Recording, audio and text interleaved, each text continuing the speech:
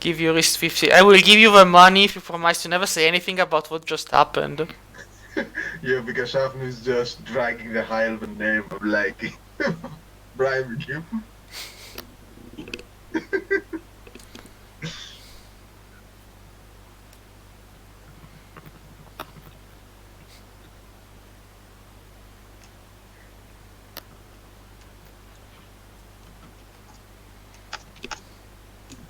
It's not called bribery. It's like surprise retribution.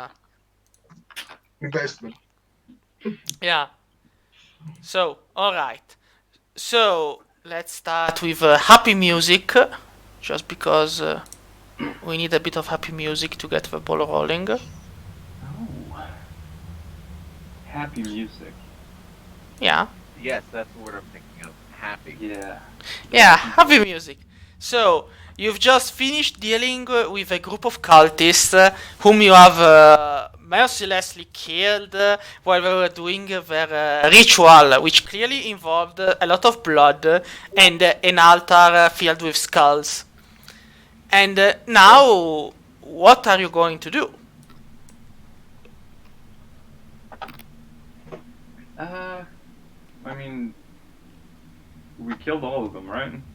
Well, that you can, in the place where you are, yes, but you can Yeah. see.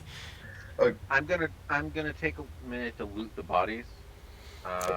Yeah. Just look for anything to help identify who these people are. Any kind. Well, of they all have a black disc, like an amulet of sorts around their necks, and they have the same robes you were wearing.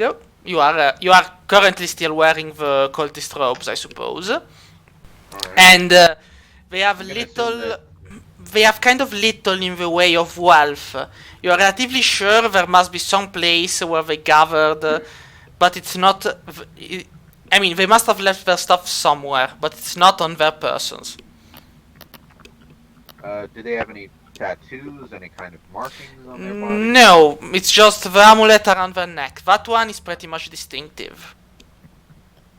Okay.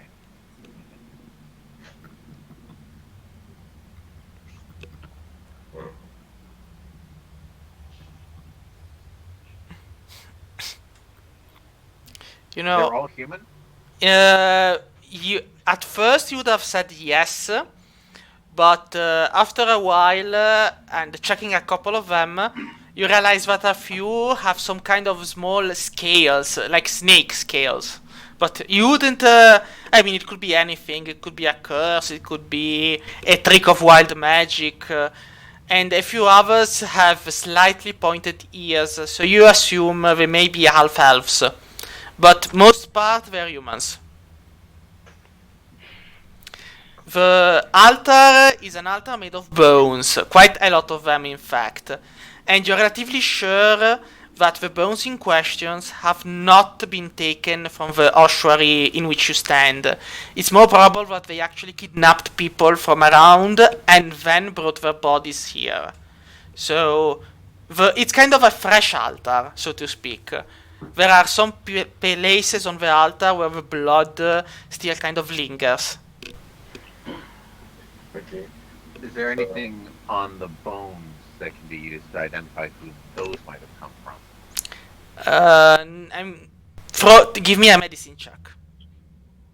A medicine check. Yep. Okay, I can do that. Let me just open.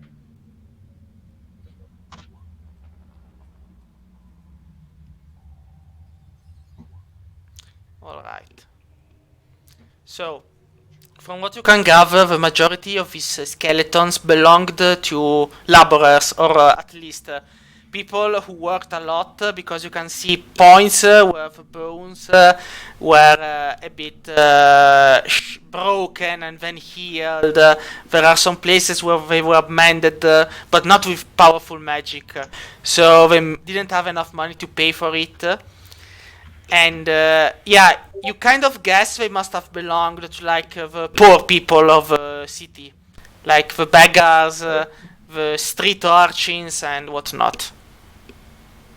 Do I recognize the race of the half-elven scaly dudes. The race of scaly dudes, you're going to have to give me. Let's see, what check? It's gone. Check, I assume. Yeah, you'll have to throw me. Let's see, not really. A history. No, a nature check. History, Sorry, okay. nature. Sorry, Na- nature. Okay. Yep, you've got it in one, so to say. You are relatively sure that they are descendants of a powerful snake-like tribe that is known commonly as the Uanti. But they usually do not inhabit your general areas. They are more prone to living in jungles or in their old kingdom, so to speak, because they have long since lost any traces of being like a population with a kingdom and a king or a queen and whatnot. They are like past history or even ancient history, but every now and then some of their descendants pop up with a couple of their snake-like traits. Are the bones all from humans, or is it just all over the place? I mean, it's kind of all over the place. They could be humans, they could be half-orcs. A couple of bones are probably from halflings or gnomes. So it's a bit of everything, actually.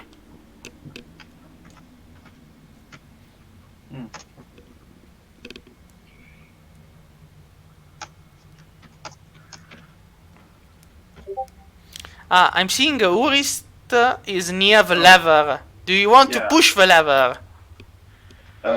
Yes. Alright. Can I move? So, no, it's not a problem. So you push the lever and you hear a sound like a kind of buzz, a buzzing noise, which echoes for a bit and which ends as something seems to open, and basically the door here, right to your right, opens up, and you realize it's a corridor that ends here where the stone door also opens up. So basically it was a way to open the doors. So all the doors are open now. These two are, yes. This door over here is closed. Mystery thickens. So we know that these guys are basically a tribe of half-elf pseudo lizard people. Yeah, we maybe. know- Well, they're kind of descendants of lizard people, of snake people, not lizard, of snake Okay, people. so we know these people are the descendants of snake people, and they have congregated here underneath this, well, deep inside of this dungeon, this crypt, underneath an inn in the middle of the city.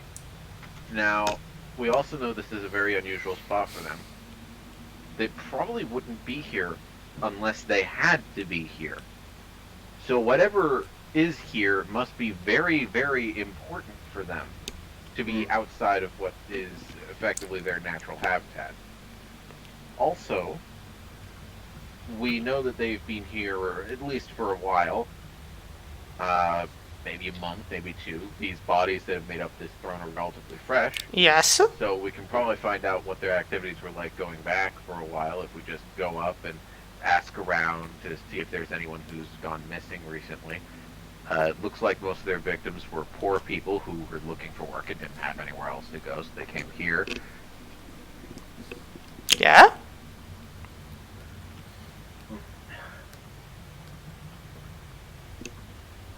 Alright. This is some scary shit. Yeah. I mean, it could be worse. There could be dragons. I mean, it's par for the course, really. Please, no dragons. Please, no dragons. I don't In the I dungeon? can take a dragon. Come on. Yeah, you open the door. Oh shit, a dragon! You close the door. I'd be. I I don't think I'd be worried about the dragon in the dungeon since it can't fly, but Breath It's- attack. Yeah, but you know, the dragon is scary because it can fly. So, like, if I actually want to kill the party, I just have a, you're walking down the wilderness, a dragon grabs hold of you, and then he just flies up. You kill the dragon, you die splatter to the ground. Hey,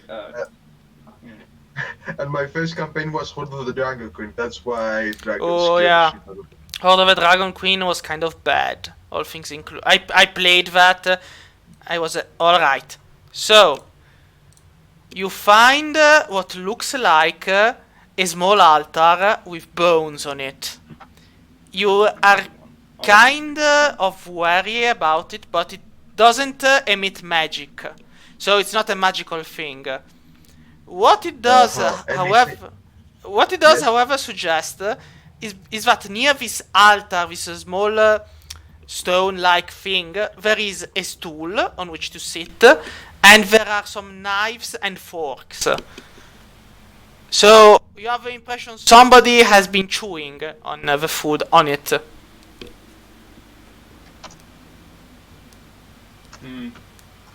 Yeah. I think it's always that's not an altar. Yeah, maybe it's not an altar. Maybe it's a table for lunch. yeah, let's not. Are the bones human or animal? They're human. They're pretty much. There's a skull in the middle that just kind of looks up at you without anything. Like it doesn't. It's just placed in such a way that it kind of looks upwards. Can I take the skull? I mean, there are thousands of skulls. If you want, you can take one from the very walls. So sure, grab the skull. The one in the center that's looking right up. Yeah. You can. I mean, it's a skull. It's a. Let's see. Let's see what kind of skull. So the races in Dungeons and Dragons should be 8 if I'm not wrong. So let's see. Number 3. So now the third race in Dungeons and Dragons is let's see. Roll of drums. An elf skull. You've got yourself an elf skull. Makes sense. They have a delicate taste. Yeah.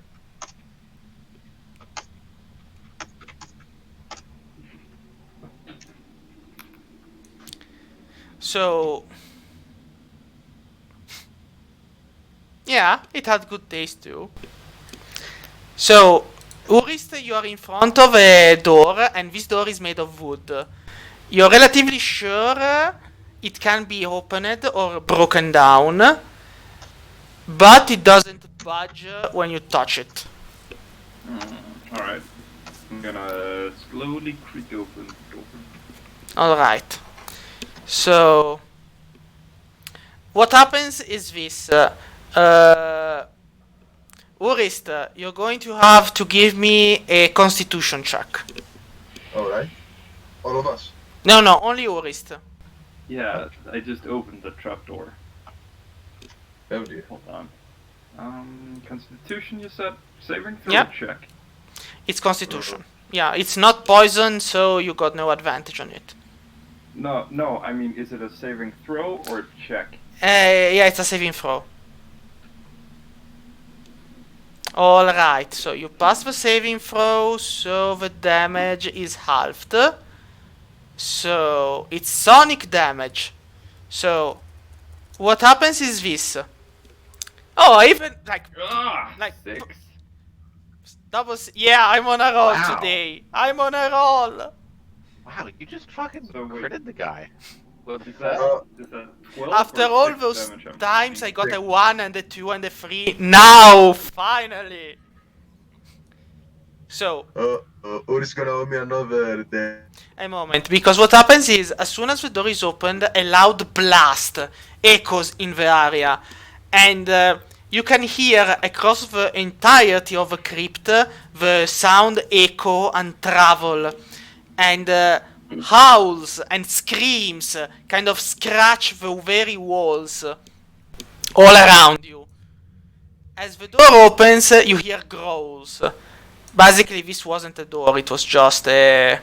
This here was just an open portcullis. And Well- Uri sees strange creatures, kind of drenched in blood. And initiative check. Just a moment that I have to pull the initiative. Because otherwise... Do I have advantage on initiative yet? No, I do not. That's 14. So... Okay, so to roll initiative, what do I roll again? Press the initiative between armor class and speed.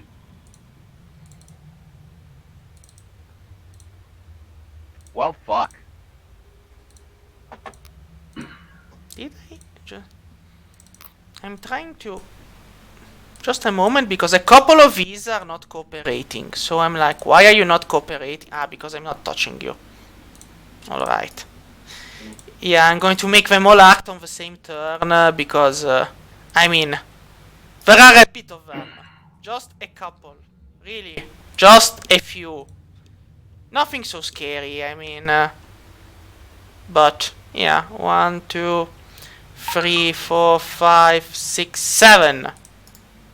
And the special guest of the hour. So... 7? Holy moly. Nah, but I mean, they're dretches. They're like... they're the easiest demons to fight. I think that easier than them would just be a dead body. I guess. But you never know. I mean, some... Alright, Ravi, you're up. Just a second, because I have to see how much they have in... Come on. Alright, here you are, Dratch. Show me what you're made of. Yeah, well, I mean... basically... Does any of you know Abyssal? Just while we're at it. I do. You do?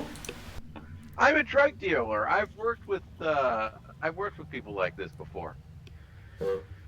Demons. Like, you gave drugs to the... Yeah, like, the dredges do 1. So, like, they'll go last. I mean, I'm not even going to bother changing their initiative, because I sincerely doubt anyone's going to make more than that. But, so, that's the dredge. And just a second that I have to throw the dice for the other guy. And so, the dredge is here. Oh, come on, cooperate. So. They're demons, right? So they speak, like, infernal and shit? No, Abyssal. Abyssal. It's, Yep. What's the difference? it's devils. Devils and demons are two different things. Yeah, one's devils lawful speak evil and the infernal, other's chaotic and evil. Demons speak abyssal. Ah, shit. And I the- thought Ravi was the racist one. And devils and demons fucking hate each other. Yeah, they'll just hit one another and that's it. And they basically fight forever and ever and ever, and you're stuck taking the pieces of what remains and being like, why? But they're like, yeah, They hate infernal. yes, They passionately hate it. incredibly so. They'd probably they understand? attack whoever speaks infernal. Like, I've always imagined that if infernal and abyssal is sort of like what Swedish and Norwegian is to each other, you know, fairly passable. One can understand the other, but not really alright. speak it. So basically, the special guy goes before Shafnu, and he's the only. The others go last. So, Ravandil, you're up first. What you see are like 3 strange creatures.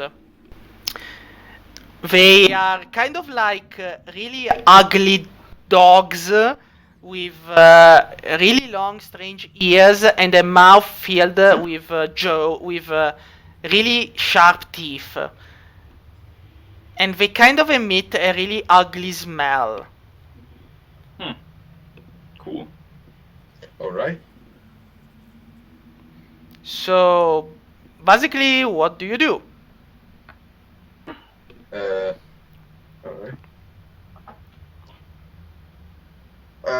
With that, I assume. I didn't. You do what? You? I attack. I think I start first because I have highest initiative. Yeah? Ravandil, you have 18 of initiative. You're the first one. So, you know, want to attack them? Attack them. Want to run? Okay. Run. No, I'm gonna run. And then we get an all natural 20, so we die. Yeah, well, we'll see. Go for it then. Well, I'm going to above shooting them with my bow. Go. The longbow combo of longbowing. Yep. Do I hit them? Yes, you do. You hit the first Okay. one. It's 10 damage. Nice. Nice. Still standing though. Still standing. But he was Alright. damaged quite a bit. Then, Yuris, it's your turn. Urst is gonna start muttering curses in Undercommon and Rage. Alright. Proceed to run into the fray. Alright, give me a Constitution saving throw. But, yeah, but it's a Because it poison. was a trap. But it's, so you should have advantage on it. I think. Yeah. So, I'm raging, so. alright. Yeah, you pass.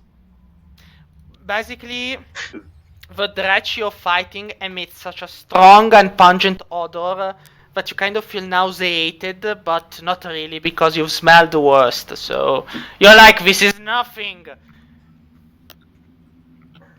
And so you attack, I suppose. Yeah. Compared to what your underwear smells like after a month, yes. Yeah, reckless. Yeah. So Ah, shit, I should have said that before. But yeah, I meant to do reckless. yeah, I mean you're raging. Don't you have advantage on hit? No, only when I say I do a reckless attack. Yeah, but I mean it's fine. Reckless attacks Okay. means that when I have advantage, correct? In attacking you back. Yes. Good. Yes. Go for it then. Hurt him like Oh. you've never hurt before. So, 6 damage. Yes, just a moment. That'll put you on the door. And so only 6 damage. Oh, come on. Oh wow. Yeah. Come on. Only 6 damage. He's still alive. Okay. And then I'm gonna be smart for once, and I'm gonna move backwards. Like attack and move back. Yeah, Yes.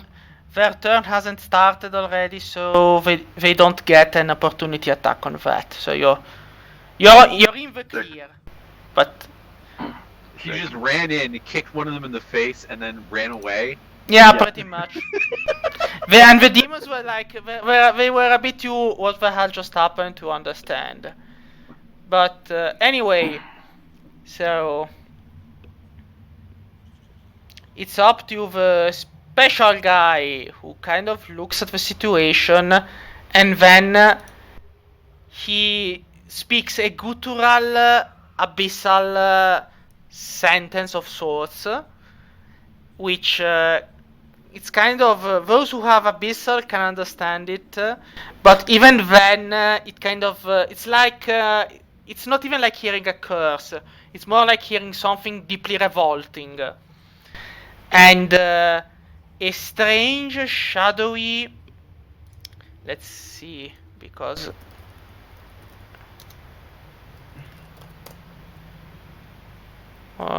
Alright. It's a barbed scourge.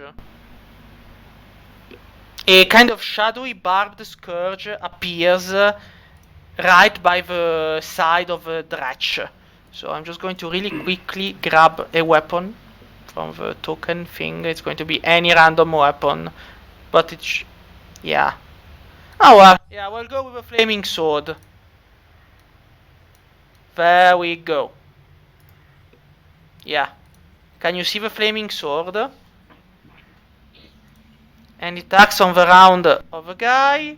So spiritual weapon.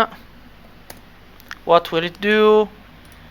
Yeah, until you cast again. One bonus action is the casting time, so I still have an action. Yeah, I'll use the action to move. So 1, 2, 3, 4, 5, 6. And there I go. Wait, here I go. Then Highlighted. what? Yeah, Alright, so you create a floating weapon that lasts, blah blah blah. Within 5 feet, as a bonus action, you can move a weapon up to 20 feet and repeat the attack. Yeah. So, wait a moment, for every slot level above a second. So, what slot level did you have me cast the spiritual weapon? Ah, yeah, nice. Happy thoughts. So, it's there, and it goes 1, 2, 3, and basically Eurystheus sees this scourge-like barbed weapon that just pummels out of the door towards him and attempts to slash at in his general direction. Let's see. The Oh, weapon has hit points. let me see and I'll tell you. I think it does. It's a magical weapon, right? Create a floating weapon until you cast this spell again. It's a burn. No, but it requires concentration. So basically, it's there, and you should just kind of try to ignore it, but also try not to get skewered by it. But I think that's a hit, Urist. What? What is? It's Red the out. damage. That hits. That hits. It hits. It's force damage. So Okay.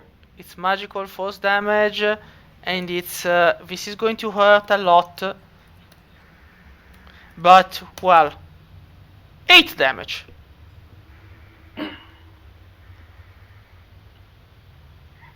8. Yep. And then it's Shafnum turn. Okay, so he needs concentration, right? Yes. Yeah. So, would I be able to distract him if I started to viciously mock him in Inferno? It would actually kind of work because he does need concentration to maintain the effect. Alright. And while Vicious I'm Mockery viciously would mocking damage him, so he would have to roll in order to keep the concentration check. And while I'm viciously mocking him, can I fire a sling in? No, because Vicious Mockery is by itself an action. An attack. Yeah, so it's one or the other. Okay. Yeah, I'll just viciously mock this guy then. Let's see, what should I say? I don't really know anything about him. I know he's an asshole. And I know I can say anything at all in Infernal, and he would just be fucking pissed. Yeah, regardless of what it is.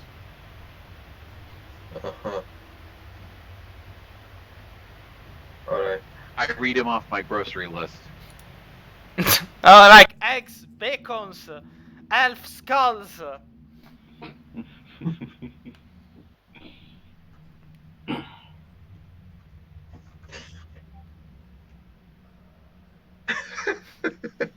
Yeah.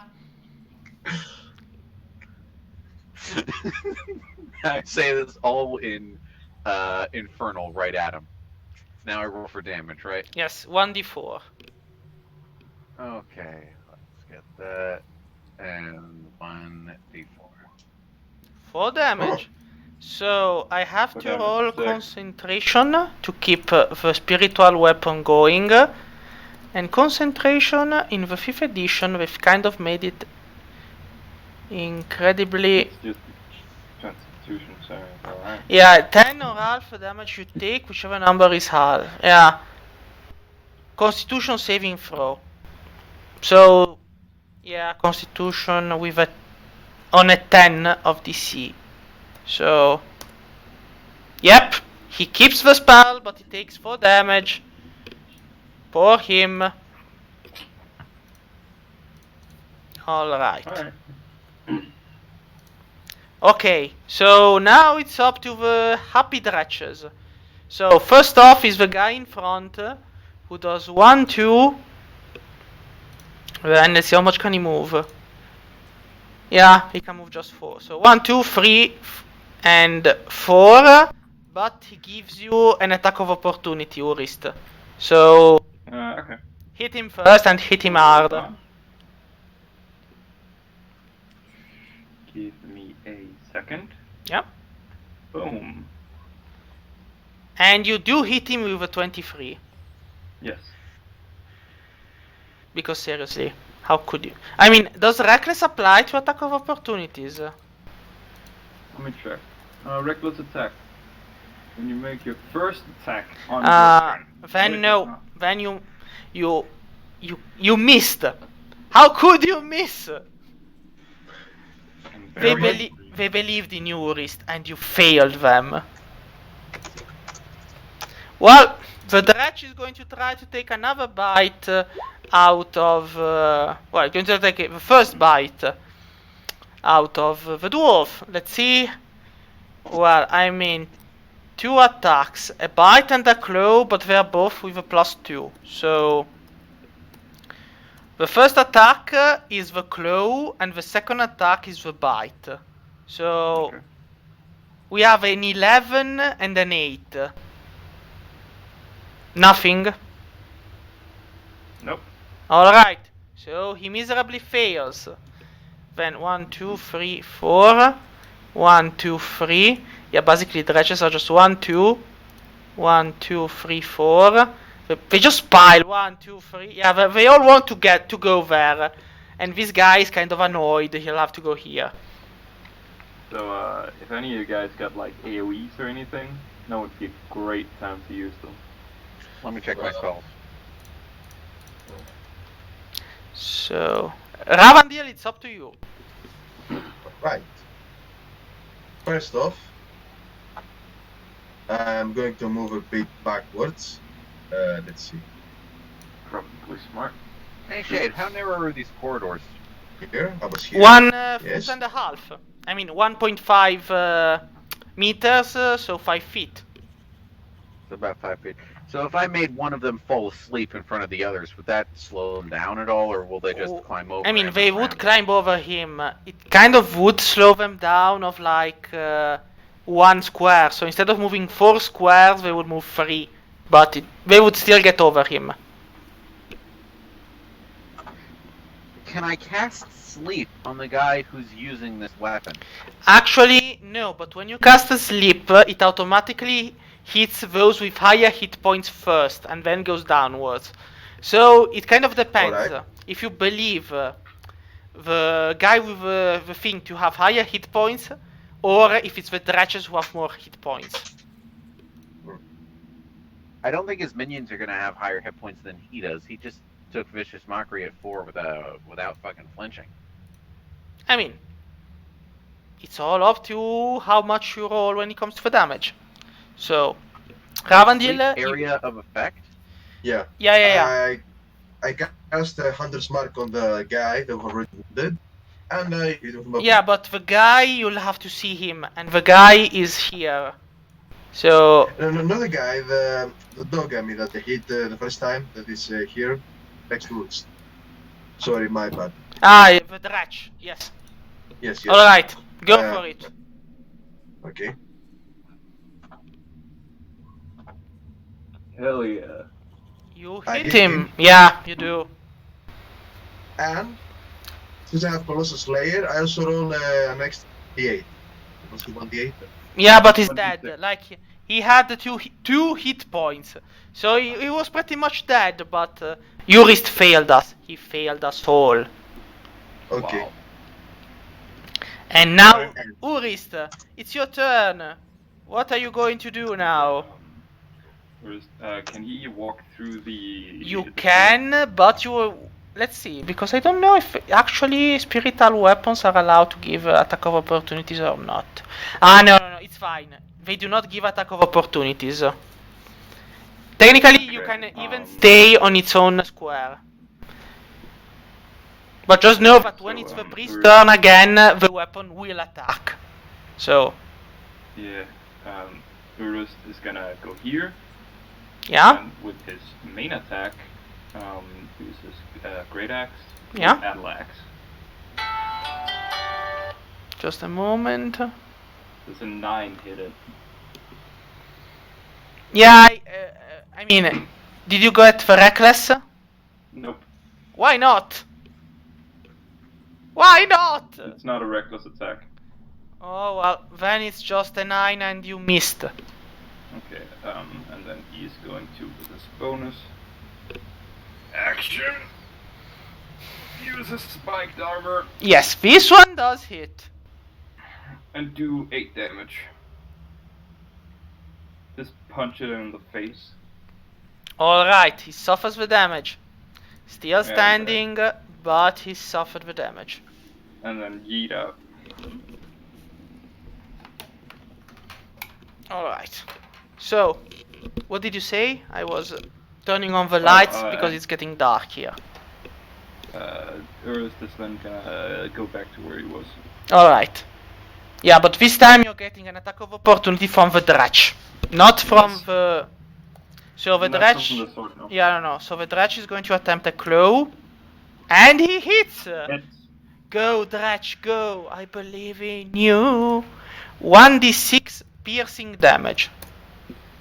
3. Well, 3 damage. So, 1 damage. Yeah. I mean, it's better than nothing, but... Alright, I should have put some combat music on while we were at it. I forgot. So, let's see... This one? Maybe?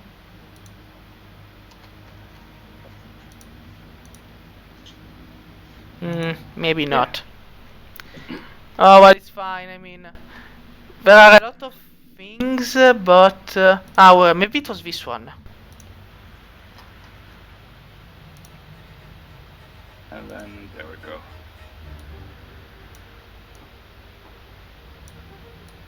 There Yeah. we are. Alright, so... Up to the priest. So, bonus action, the sword moves. 1, 2, and 3. And it will go on Shafnium. Ow! The priest goes 1, 2, 3, and disappears in the darkness. Asshole! Ah, shit. So, it's time for the sword to do its wonderful job. It misses! Shafnium, it's your turn. Like, right here is a perfect place to use sleep. That's the plan. I'm casting sleep right there. Alright. So,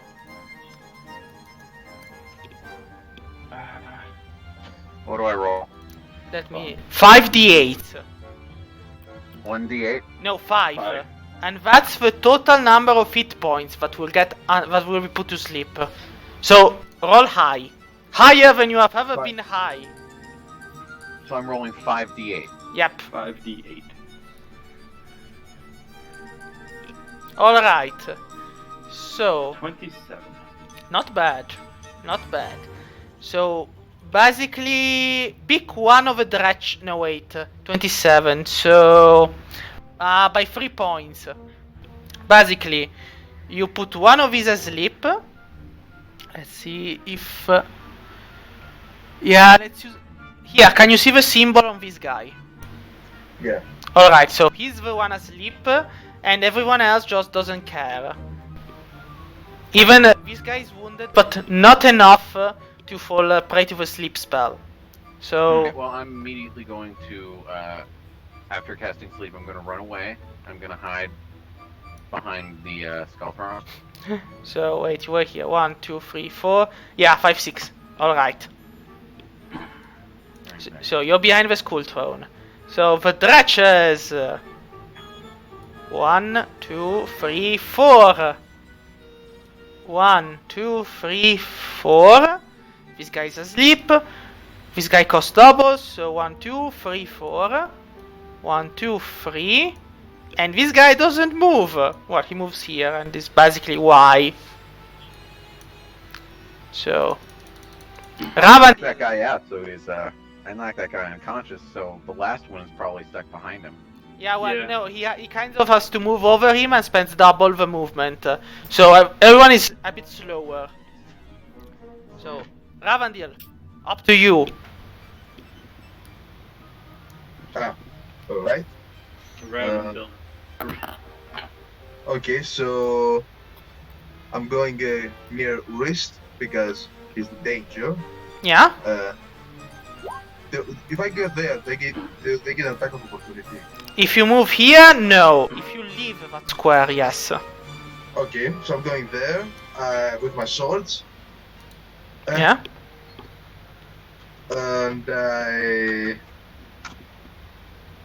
And well, after I scream at the wrist, there's a Lavandil.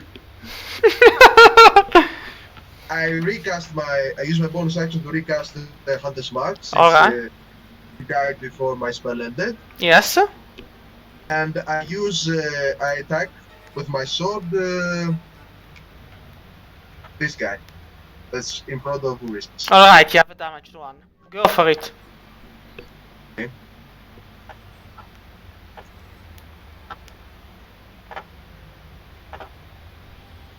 Do I damage it? You did hit him. Yep. Like we've got 11 of armor class. 11. Only Urist would fail to. 6 damage. Yep. And I roll a 1d6 because I have a Hunter's Mark. Yes. Another 4 damage. Okay. Hell yeah.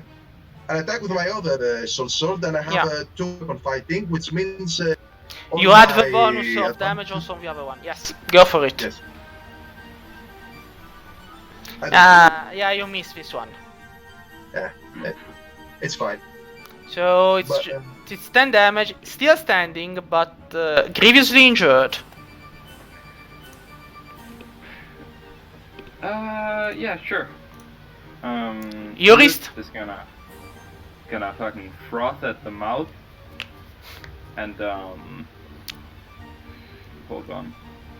We believe in you, Urist. With his bonus action, he is going to use his spiked armor. And you missed Doesn't hit. with your armor. Yeah, and then he's going to use his battle axe. You do hit with a battle axe. 6 damage. Dead.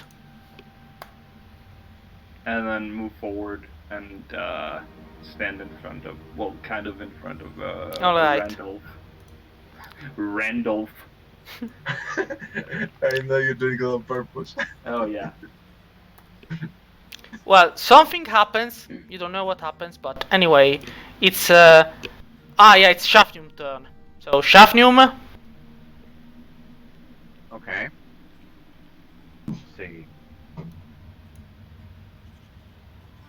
I touch myself, and I cast invisibility. All right. Oh, okay.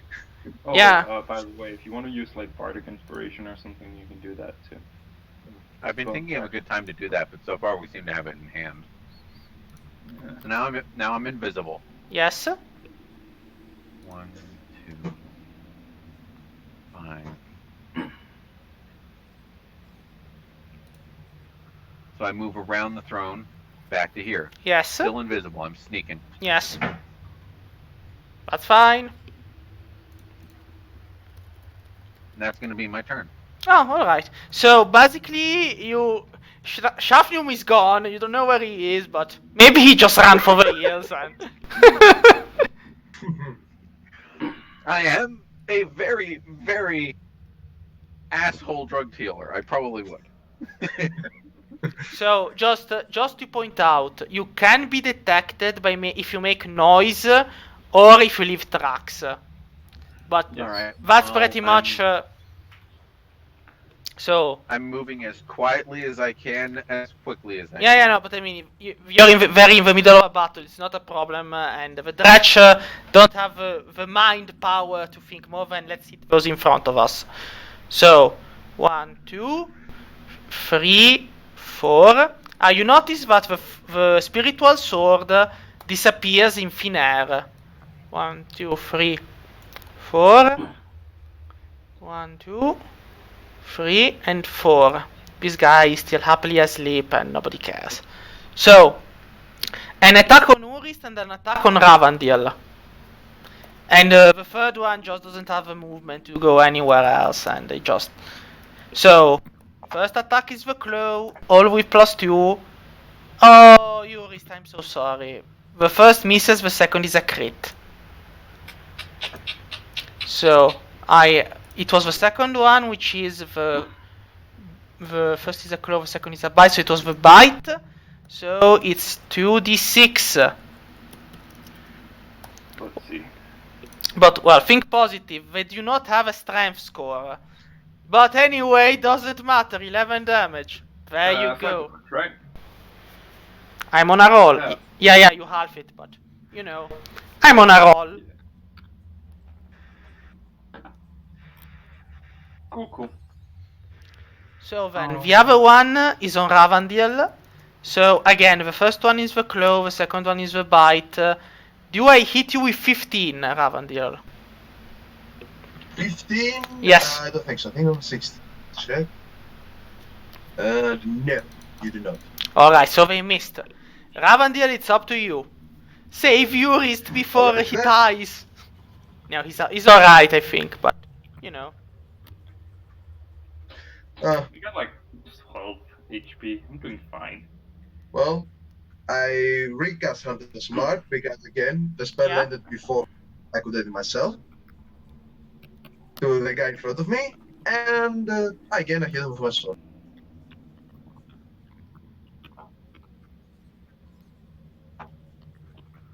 Alright.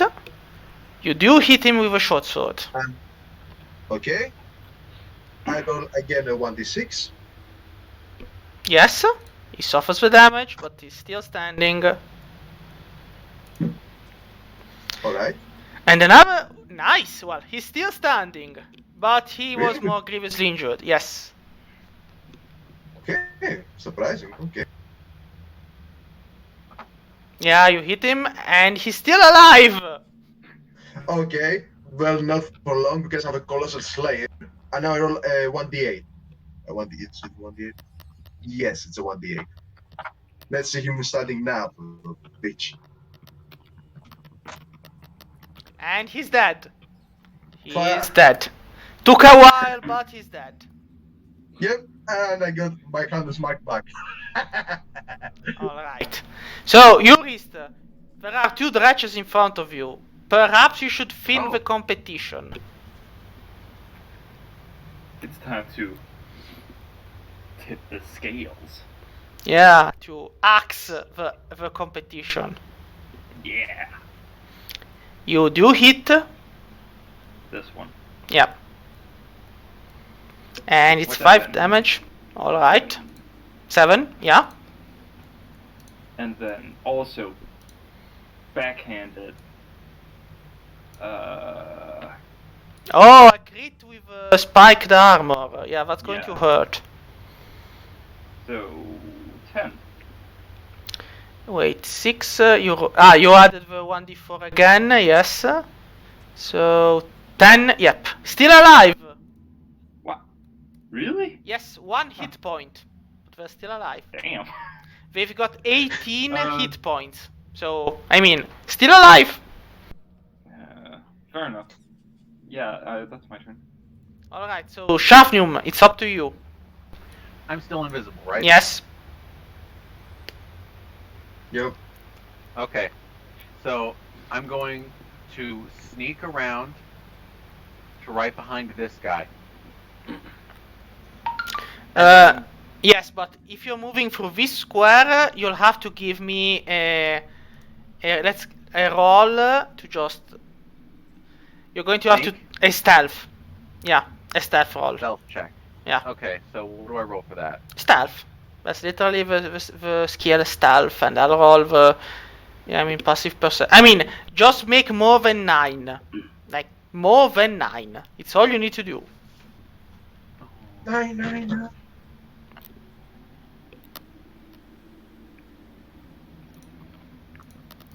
Oh, Are you? Yeah. So basically, you were invisible. Can I use Bardic Inspiration? I mean, the problem is that Bardic Inspiration kind of defeats the point, because bards cannot be into quiet when they cast spells. And, I mean, I have never seen a mime being a bard. But, anyway, what happens is that while you are moving here, so while you are here, the Dretch kind of hears something, and so he has a disadvantage because he cannot see you, but he kind of feels you there, so he has disadvantage. He will take the lower roll. So the 8, 10. Do I hit you with 10? I mean, I don't think so. No, you're not gonna hit. Okay. If that's the case, then I'll just use Bardic Inspiration to lower it from 10.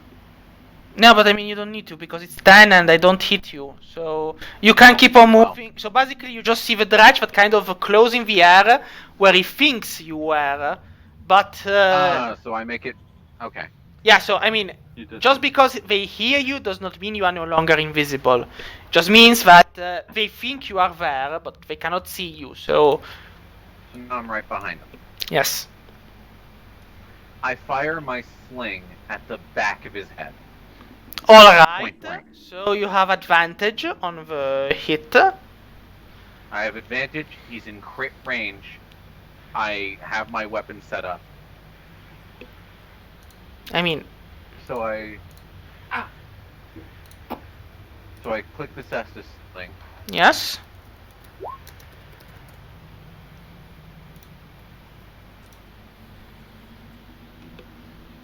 So, I mean, you missed. So, I mean, What? you missed. Corporate Black Range. I mean, you missed. I don't know what to tell you. We have 11 of armor class and you just missed. So, yeah. Basically, you kind of prepare yourself. You're so high that you just miss. I mean, Ah, shit! I'm seeing demons again. Yes! Like ones. yeah, you're like, oh my god, I have to hit this guy. But you're hitting the air. And so basically the rest of your team kind of think you actually abandoned them. Because, I mean, it's, it's 2 turns you've disappeared. So, this guy's sleeping. So, this guy here, since he doesn't know you're there, moves 1, 2, and 3, 4. So you have an attack of opportunity on this guy if you want, Shafnium. So roll again with advantage this time. Just, you know, please make more than 10.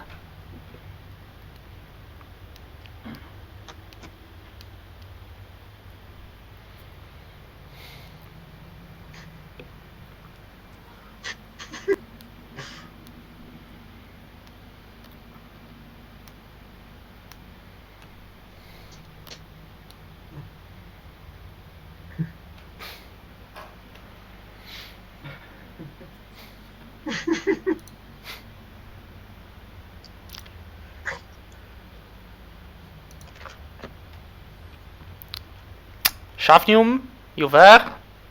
Yeah, I'm there. Hey, you have attack of opportunity because the Dretch moved. So attack again. I can attack again. Yes, because it's an attack of opportunity. The Dretch moved away from the square in which he was, so hit him. Alright, I'll fire the sling one more time. Please. We believe in you. Now this is a better roll. That technically crit range? No, I mean crit range is just. I mean you crit when you make a 20 on the dice. So no 20, Okay. no crit. Alright, it doesn't matter. I still hit him. Yeah. So now So I roll damage, right? yes, click on the chest to sting and give us the damage. Okay, it uses dexterity, so I click that, right? No, you just click below where there is 30, 120 in the chat roll. You just push the chest to sling name and it should give you the damage. Yep. So I click it a second time? No, no. In the chat, Oh, no, I clicked hover over subject. Alright, Yeah. 9 damage. Perfect. So. And it's done. Alright, so he moved at all. Alright. So then, Urist, you've got 2 dretches on you. Because, yes. So. Wait, did one of them die? Or... Yeah, the one that died was the one Oh, against okay. Ravandil. So yeah, you got two dredges on you instead of Okay. So the first is the claw, the second is the bite. Then let's already roll the other one. So the first is the bite. So we have a crit of a bite, and the first two I think they both hit because we have a I hit +2. So 14. Do I hit you with 14? 14 doesn't hit me. Doesn't? AC is 15 now. Ah, alright. So just the bites. You get 2 bites, one of which is a crit. So, bite number 1 is just a simple d6, which you half. And bite number 2 is 2d6, which you half again. But So 5. and 1, so 6 damage in Boy, total. I'm like, on a scale from 1 to 35, I'm doing like a 6 right now. Which is kind of the normal when you wake up in the morning. So, Ravandil, we believe in you, because Eurist has failed us. Okay, well, I'm going to this guy. Here. I mean, Uris, don't you think- do realize that if you fall again, you will be saved by an elf again. Yeah, that's kind of the... I mean, yeah, I guess. Yeah. I don't want to think about that. It's bad I got- memories. Yeah. I cast Hunter's Mark again on the guy in front of me. Yeah? And I attack with myself again. Wow. Alright. sweet. So, this one, correct? I hit him. Yeah. Yeah, you do. Go for the damage. Yes. And Remember Hunter Smart. yeah, I did do it. And I'm rolling about the 6. Perfect, still alive. And I give him my other sword. I miss. Yes, you do miss. I'm sorry. Yeah. So the one in front of me has 1 hit point remaining. Yes, pretty much so. Okay. Arist is gonna fucking smack it in the face. You do smack it in the face. And you 8 do kill damage it. to this one. He's dead. And then with his action, he is gonna attack this one. Alright. Reckless attack it. Yeah, you hit him. 16. So 6 damage to this Yeah, one. still alive. So, Shafnum, it's up to you. Come on. You know what? I'm just gonna kill the guy who's asleep right here. Oh, Alright, that. Okay. so it's a full round action, and basically your whole turn is just you place your sword or whatever where you need to hit, then you just push the blade through the heart or what passes for a heart, and he just dies. Yeah, just straight up murder him. And Yeah, in cold blood. How could you murder an innocent demon born from the blood of the abyss? Like, And after innocent demon. Well, after I've done that, I now have a lot of movement available to me, so I'm going to no, Go to this. you don't have movement because the coup de grâce takes your whole turn. Movement action. well, all right. So basically, you just stay Okay. there. So the two remaining dredges, they're kind of. Ravandil, we're going to take a bite out of you. So the one most on top misses with both. The second makes a 15 and a 17 On whomst. on Ravandil. Okay. So how Hey, much which of damage you was is it? more injured? Actually, wait. 13 and 15. That's how much they attack. Yeah, well, 13 plus 2, 15, and 15 plus 2, 17. I have 16. Yeah, so only plus, the so I bite think the bottom. from the last one. And it's 1d6. Yeah, Oh. 6 damage.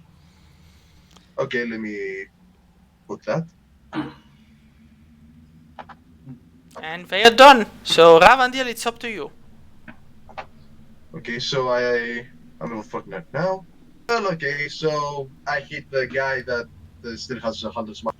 So they Alright. get this for basically. Yeah, go for it. So this one. Yeah. Okay then. So And Oh. you missed him. that's Bring fine. out that I multi-attack. still have my other sword. Yeah. And you do hit him, and it's 5 damage. Yeah, He's- it's not dead. No, still standing. Like, Wait. he's got 1 hit point. Remember the... Ah, yeah! And he's dead. Like... I Alright. don't have a Colossal Slayer. Let's see if this kills him. Alright. No, he's dead. He's dead. The guy in front of you is dead. Oh, finally. Yeah, no, the one from the hunter's mark killed him. But now, Yurist, Ah. it's up to you. Urus is gonna walk up and just reckless attack. Yeah, reckless attack. That lacks. Critical hit! Nice! Sick. So 11, 13. And then also He's dead. backhand. He's dead, he's dead, he's dead. Yeah, but just backhand anyway. Just Yeah, just bad to add heal. to the the insult to the injury. Yeah, he's dead. Like, Yeah, just keep bashing the body. just to be sure. Yeah, alright, we got it, Tourist, we got it. You got it out of your system. Alright.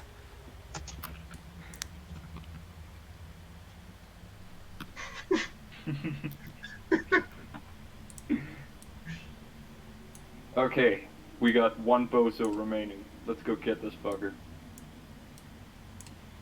Alright. So, I'm still invisible. yeah, you kind of are. For how long does invisibility last? Now, this 10 has... minutes. An hour.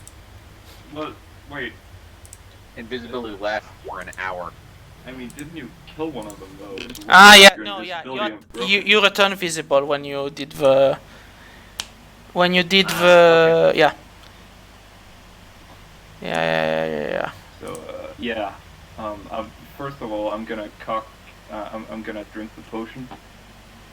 The healing Do potion. either of you guys need help? Like any kind of healing? Yes. Yes, Which one of please, you? God, please, me. First. Wait, Yeah. wasn't he going to drink one of those famous healing potions? Come on! No, just Oh, please I heal don't me. know. I'll cast Cure Wounds. Alright, but what spell slot are you going to cast it from? Like spell slot 1 or spell slot 2? Slot 1. Alright, so it's 1d8 if I'm not wrong.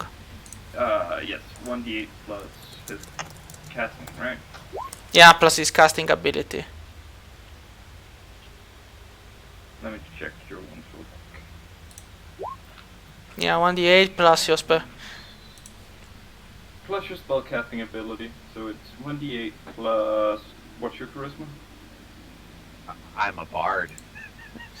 Yes, but like what's the modifier? 2. 2, so 4. Sick. Yep. So you got healed 4 hit points. And Now, do you want to drink the health potion, Eurist? No, The no, tasty health potion. I also have Healing Word. Yeah, that heals save that less. for when one of us goes down. Yeah, but that's... Healing word is like it brings A us phoenix out. down? It's like instant. Yeah, it's like a phoenix down, I guess. No, because if Okay. you're dead, you stay dead. But it's actually useful because it's one of the few heal spells you can throw from a distance. Like, Yeah, Cure Wounds, you that- need to touch him. Yeah, that's what I meant. Yeah. Phoenix down. If one of us like goes unconscious, you can just cure wounds as a bonus action and get us back up. Oh, Oh, shit, it's a nice. teleporter. So, what you see Okay. is a kind of a strange twirling symbol on the ground, which pulses softly with teal light. You have the feeling that whatever magic was used has long since run its course. But since you kind of have an idea he's not in the room with you, the priest in charge must have gotten away. Damn. Just 6 an army of rabid dogs on us and leaves. Yeah, how What rude. an asshole. Okay. By the way, yeah, there is something in the pentagram. Okay. Oh. I'm taking it out. You realize it's kind of a large circular thing drenched in blood, or at least a large part of it is drenched in blood. What is not instead appears to be the color of like pale blue, but it's kind of a strange blue. So I'm going to need an insight check, and the dwarf has advantage because it's connected to stone.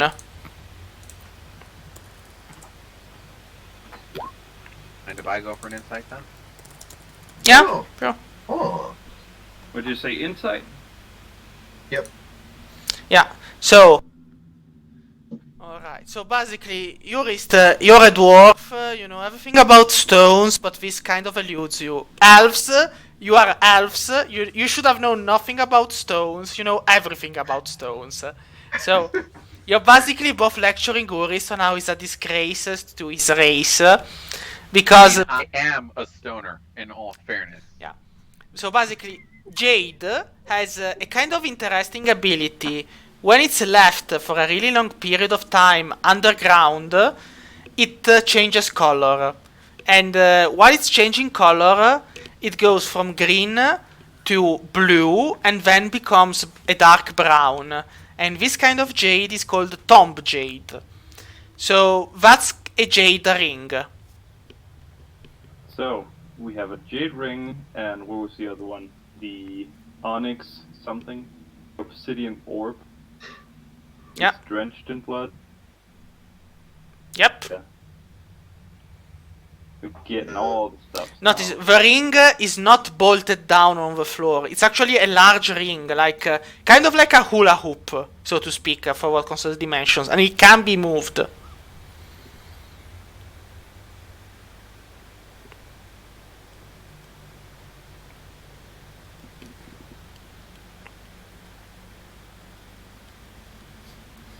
Yeah, you're no hobbit, but you'll work out the same. So, let me just do like this. I'll just make a handout. Add handout. Shade ring. Just give me a moment. Oh, come on. Why are you putting them in the premium assets? I know I have one, but isn't. Yeah. So just imagine it's a jade ring because. Tuck.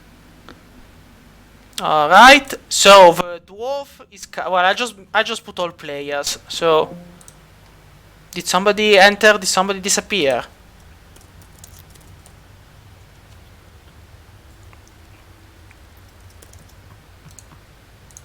So this is what, the second pentagram we've seen so far? Alright, and now let me just jade ring. Can you see it? Did I show to players?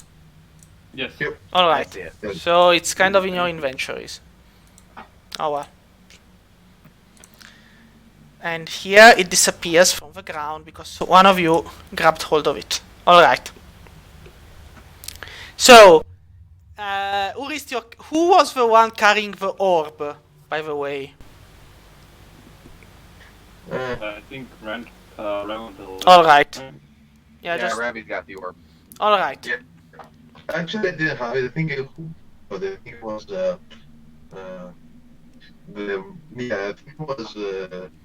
Toaster had it. But Ah, yeah, it was anyways, Parks. it is- Yeah. He was still stuck in the middle. Yeah, it was Parks. Alright, so it's fine.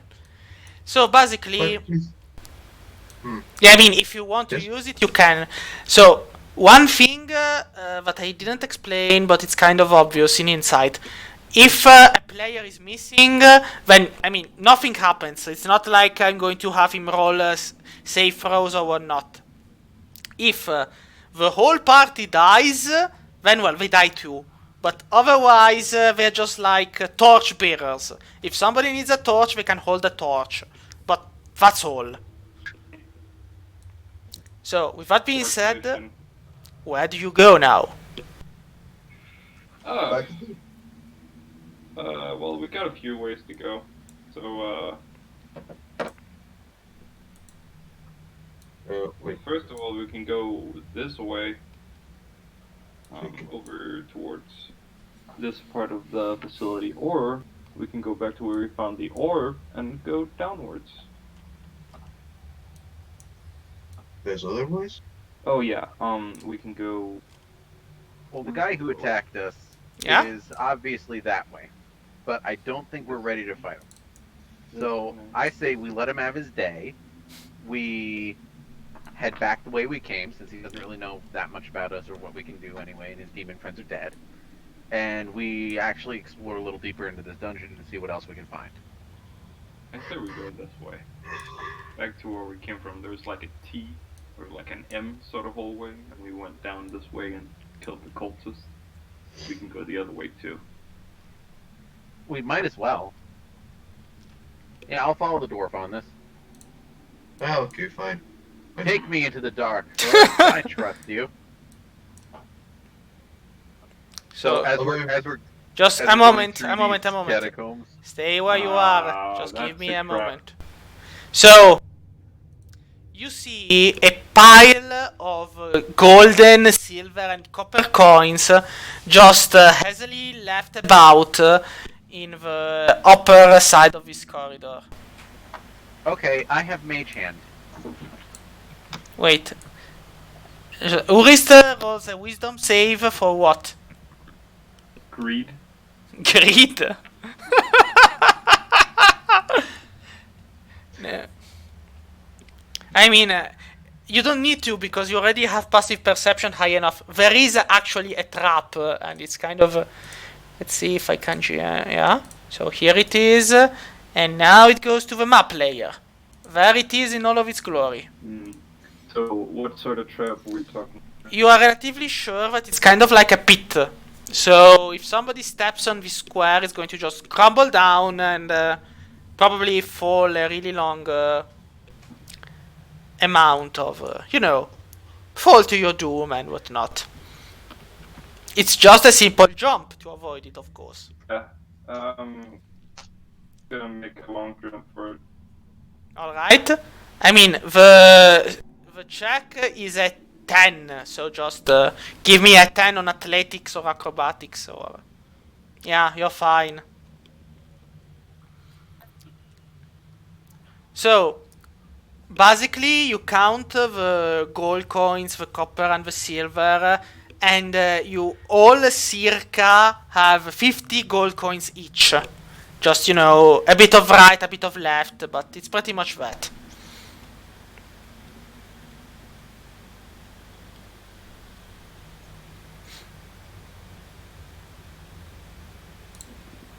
$35. You get another 15. No, not 15, 50. 50. Oh, right, but borrow 15 gold out of whatever bill. Ah, yeah, you can repay the debt and be like, yeah, I paid my debt. My credit score is higher now.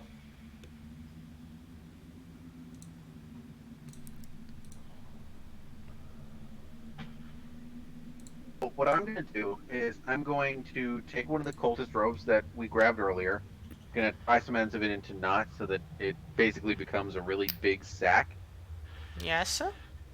and I'm going to take off my sling. I'm going to tie one end of the sling to one end of the sack, and I'm going to use Mage Hand to grab the other end of the sling and use it as a rope. And I'm going to lift that empty sack over there. Now, Urist, stuff the sack with as much gold coins as you want, and as soon as you do that, I'll use Mage Hand to lift the sling, which lifts the sack and pulls it over. Because Mage Hand is limited in what it can pull in terms of weight, but if it's pulling the rope, it also pulls everything that's attached to the rope, and it doesn't count what's attached to the rope. Well, actually it does. I'm pretty sure it does, because otherwise you could make flying machines by just holding onto a rope and guessing. You can. The top of it. I mean, what Pretty sure you I mean, but that being said, it's 50 gold coins each. So just Yuris grabs them and just hops over and gives you the money, and it's fine. No need to make a mechanical consumption when it's just 50 gold coins each, and be happy. So Uris give. Oh, fine. I wanted to have fun there. I mean, I get it, but you actually do have a rope, I think. If you have an explorer pack or not, you That's true. So I mean, I do have a rope, so I should have just used that. yeah, I mean, there's no need to complicate stuff. I mean, if you want complicated stuff, I'll just go looking for some really, really difficult quiz, or one of those Dungeons and Dragons ultra thematic traps from Advanced D&D, and then you'll probably. Just imagine that Shafnian is turning the hallway into a hot box, and he's just talking about this plan. And meanwhile, Urus is like stepping over the trap and bringing the gold over. Yeah, it's bit like, by bit. look, guys, we could do it this way, and then Urus is pretty much, yeah, I'm done. So. You're right. So like, come on, let's go. We have other places to be.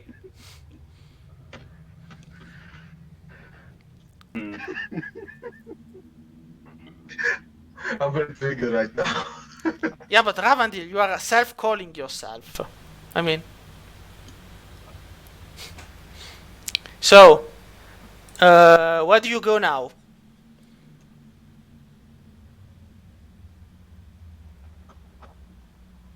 What's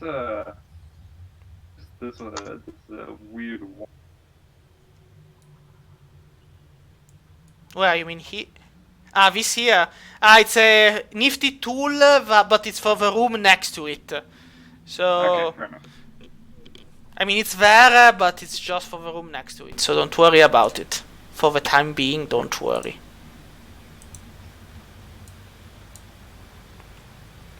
So, you find a really disgusting smell first, and then you find the source of the smell.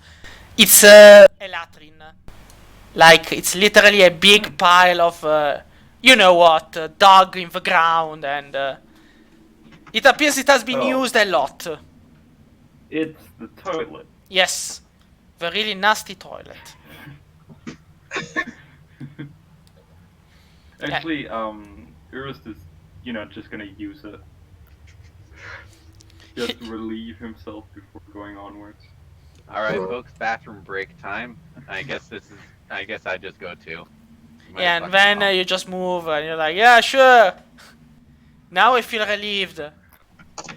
Everything is looking up. Ravi? Alright, Ravi, you should probably use this. Elves don't use the bathroom. Elves don't use the bathroom? Yeah, they're too pretty to use the bathroom. Alright, Ravi, just go in there and use the bathroom. No. No, I go. Dude, you're gonna get constipated if you don't.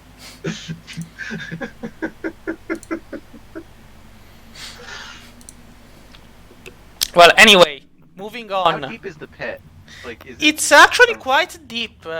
You are relatively sure that if somebody actually wants to throw me an insight check, I could tell you how long and how many people have used it. Okay, I'll do it. Alright, I'm curious. Insight.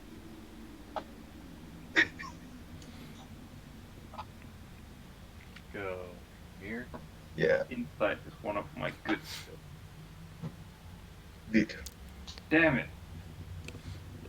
Yeah, no, Urist, Urist, you have no idea. The elves, again, they're so. Shafnium is actually the one who thinks about it really deeply, perhaps because he's actually high, and he's like, seeing how deep it is, how large, and how much, you think there must be, or must have been, at least 15 people using it for over 2 months.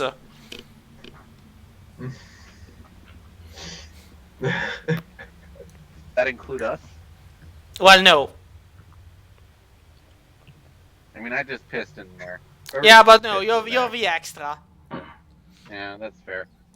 Ravi, come get over here and take a piss in the shit bucket. No. we have a saying: who doesn't go to the bathroom with company is a thief or a spy. That being said, where do you go next? Well, I think we're gonna go here. This door. All right. So.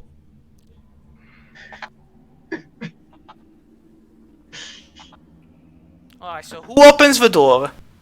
I guess I'm on door duty again. Alright, so you are all wearing the cultist clothes. I hope you remember that.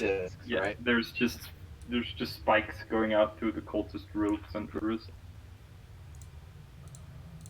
So, I You- already don't like this. you step into a room where there is some kind of black mass going on. There are a group of cultists, and there is one who looks like a higher cultist of sorts, because he's also. The others are all wearing the same clothes you are. This one is also wearing a larger, kind of studded with silver amulet around his neck, and pretty much exudes the air of being an almighty, all-powerful guy, and blah blah blah. Maybe he's not, but around you there are the tombs of past adventurers, and many have been broken, and the remains taken. This guy, Alright, so we're all dressed like these cult leaders. yeah. This guy Okay. is basically looking at you since you stepped inside, but then harshly speaks towards you. Stand in line and do not disrupt the proceedings. Okay, Well- I already have a plan. And Someone is here. yeah, well, any spot, any free spot is fine. Okay, so now that we're all in these spots, I'm going to cast Unseen Servant. Okay? But wait a moment, because if you cast it, you're going to make noise. I want you to know. Okay. So, the guy, the one here, is practically speaking quite harshly to the other one. And he said, I do not care what those filthy beasts say or don't say. Eshodow is the one true god of this world. So, you'd better go and notify my brother in arms that the sacrifices must continue, and the orbs of power must be recovered and corrupted for his inevitable return. Do not fail me like your brothers have, or you will meet the sorry state. And this guy kind of stammers some poor excuse, like yes, and then he kind of dashes off. Yeah, I'm moving the map. Like no, the dungeon stays where it is. And then he Okay, kind of so- moves in a run towards the door, opens it, and runs off. Alright, so I'm going to cast Unseen Servant, and I'm going to try and disguise the sound of my casting with me coughing. A moment. Before Which is- moving, because I get it, but before moving, Orista, this guy then turns towards the rest of the acolytes, yourself included, and goes, "Well, what are you standing here for? Go move. We'll need to get a move on. Have you finished corrupting the Jade Ring?" Okay, I've got a plan. I'm going to cast Unseen Servant. Yes. So I'm going to cast it, and Uris goes, "Yes, master." So how are you going to disguise the unseen servant? Well, as we all know, I'm a very, very high person. I inhale a lot, so I become really, really good at coughing and wheezing. So I'm going to cough and wheeze as I use Unseen Servant, and I'm going to use the sound of that to disguise the sound of the spell, so it just sounds like I'm having a bit of a fit. I mean, it's going to be difficult. You can do it, but it's going to be difficult. So it's going to be, I I think. mean, worst case scenario, we're going to kill all these guys no matter what. It's funny how you think you are going to kill them and they are not going to kill you, but sure. So it's a deception check, and it's going to be difficulty 15. Okay, so I need a 15 or higher on deception. to Yes. make this work. Okay, no pressure. Okay. Let's see. There it is, deception. Nope. Well, fuck. So basically, initiative, everyone. Son of a bitch. That's what I get for trying to be clever. Yeah, and I have a plan. I was going to tell them that we had the orb, but it was the manure pit. I needed 3 people to go and find it. Yeah, no, I mean, they would never... Well, I still have an unseen servant. Well, Oh well. I mean, yeah, you kind of... you can summon it, so let me just roll initiative for the big boss and for the cultists. So basically... Wait. Do the cultists know that me and Ravendel aren't one of them yet? I mean... I don't think they do. it's kind... I think I'm everyone the one who rolls gave myself initiative. away. Then we see what happens. So it's kind of like you will have to decide where your loyalties lie. Oh. Oh no, it's not that. I mean, would they attack us if they go? Well, it depends. Yeah. It's kind of like it depends on. For example, if your initiative is higher, the question is up to you, what you do. If your initiative is lower, it's up to what they do. So Right. that's Already what. as an 18. So let me just roll the initiative of a simple cultist who pretty much are just there to die badly. And yeah, I mean, come on, they're just going to die, and that's going. I have initiative 19. Sick. So just give me a moment. So the cultists, the simple cultists are like, yeah, no shit, fuck it, we are the speed force. Yeah, like the cultists are. Oh, God. Yeah, I'll just put them all with the same initiative. And 3. Don't I get that added to the 20? If you hold over the number, you can see you. and roll instead the 16 big plus guy, 3. he will roll. Let's see how much the big guy does. Ah, well, the big guy does a 17. Not bad, not bad. But, well, so first, first I have the chimpanzee cultist, and basically Alright. what happens is kind of like the worst day ever in the life of Shafnium, because what happens is as soon as he speaks the words to conjure forth an unseen servant, the guys near him look at him, they look at him really well, and they see below the cowl that he's not like them. He's a filthy high elf who's also high. So they basically gang on him. So just a moment. 1, 2, 3. 1, 2, 3. So basically it's 1, 2, 3, 4, 5, 6 attacks. Oh, God! I mean, they are all cultists. They all have +3 to hit. So let's see how many do manage to hit. So I'm just going. So it's they have +3 to attack. Let's see. So you have What's 50. your AC? Yeah, your AC is My armor class is 13. yeah. One of them hits. No, well, if it's 13, then everyone hits but right. 2, because they all have +3 to I attack. forgot They have plus. So it's They're 4. All right. So the damage is it's. I mean, it's going to hurt, but you shouldn't die. I have 28 HP. How much damage do I take? You know, you actually will survive, most probably, but you're down. So basically, they all stab him with vicious glee, yelling, "Death to the heretic! Death to the inferior species!" All these kind of really hurtful insults. And he basically bleeds on the ground. But he's not dead yet. He's just, bleeding on the ground. And so it will be Shavdium's turn, and so you have to give me a check to survive, a death check, which is... How How do I roll to survive a death check? It's a death saves. Um, On the character you- sheet, death saves, you click on death saves, and it throws the die. Temporary hit points. There's a Perfect. saves. So, you have 1 success. If you have 3 successes, you stabilize.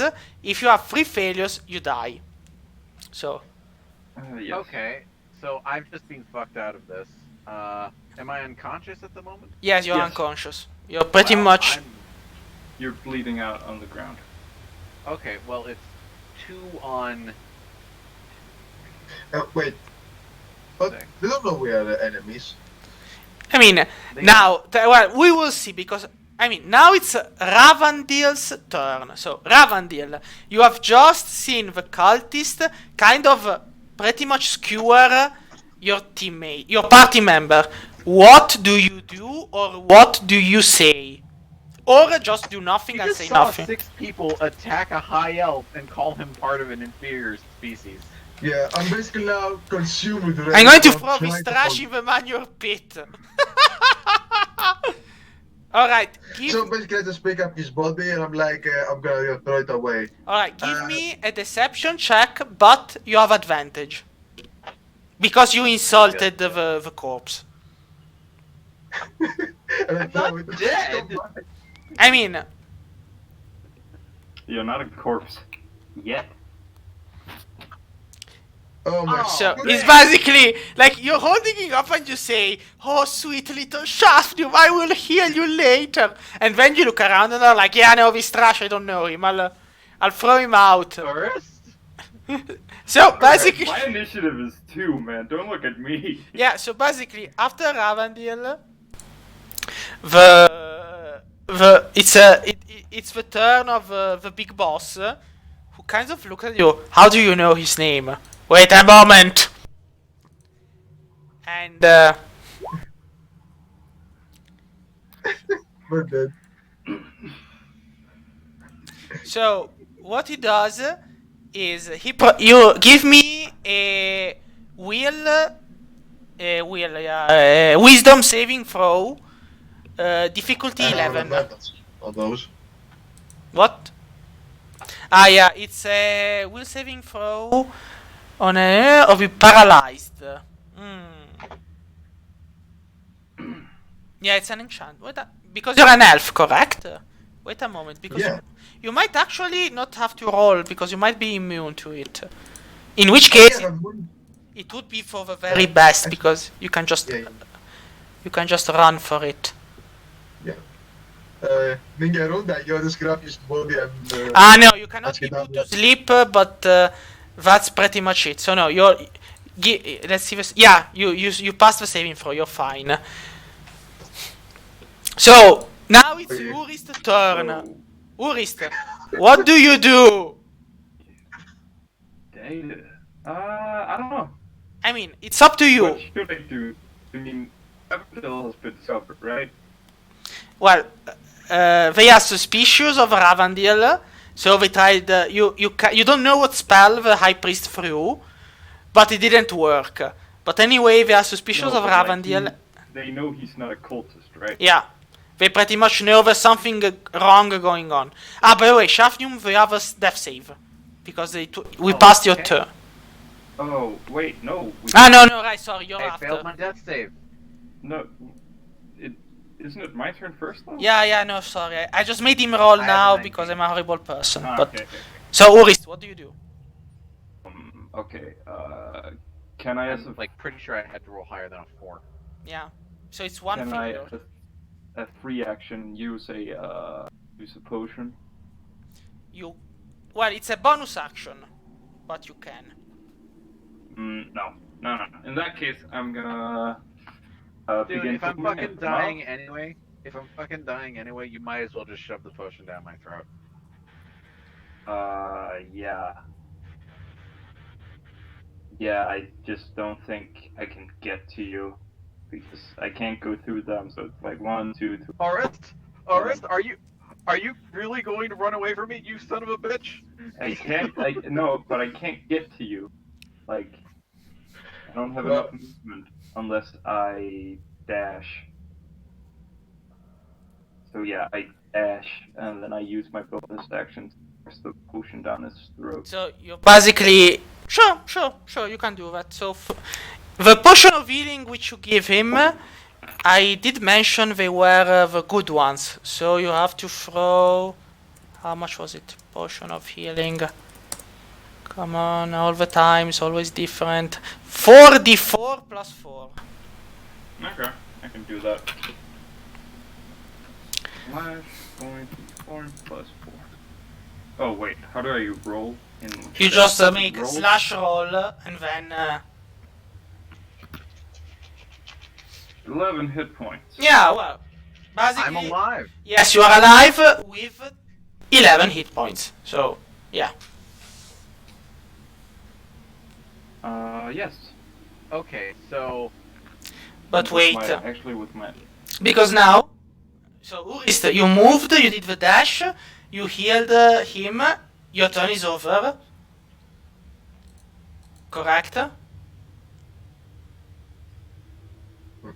So now it's up to the big bad guys, the 6 cultists, who pretty much look at the scene and go, traitors!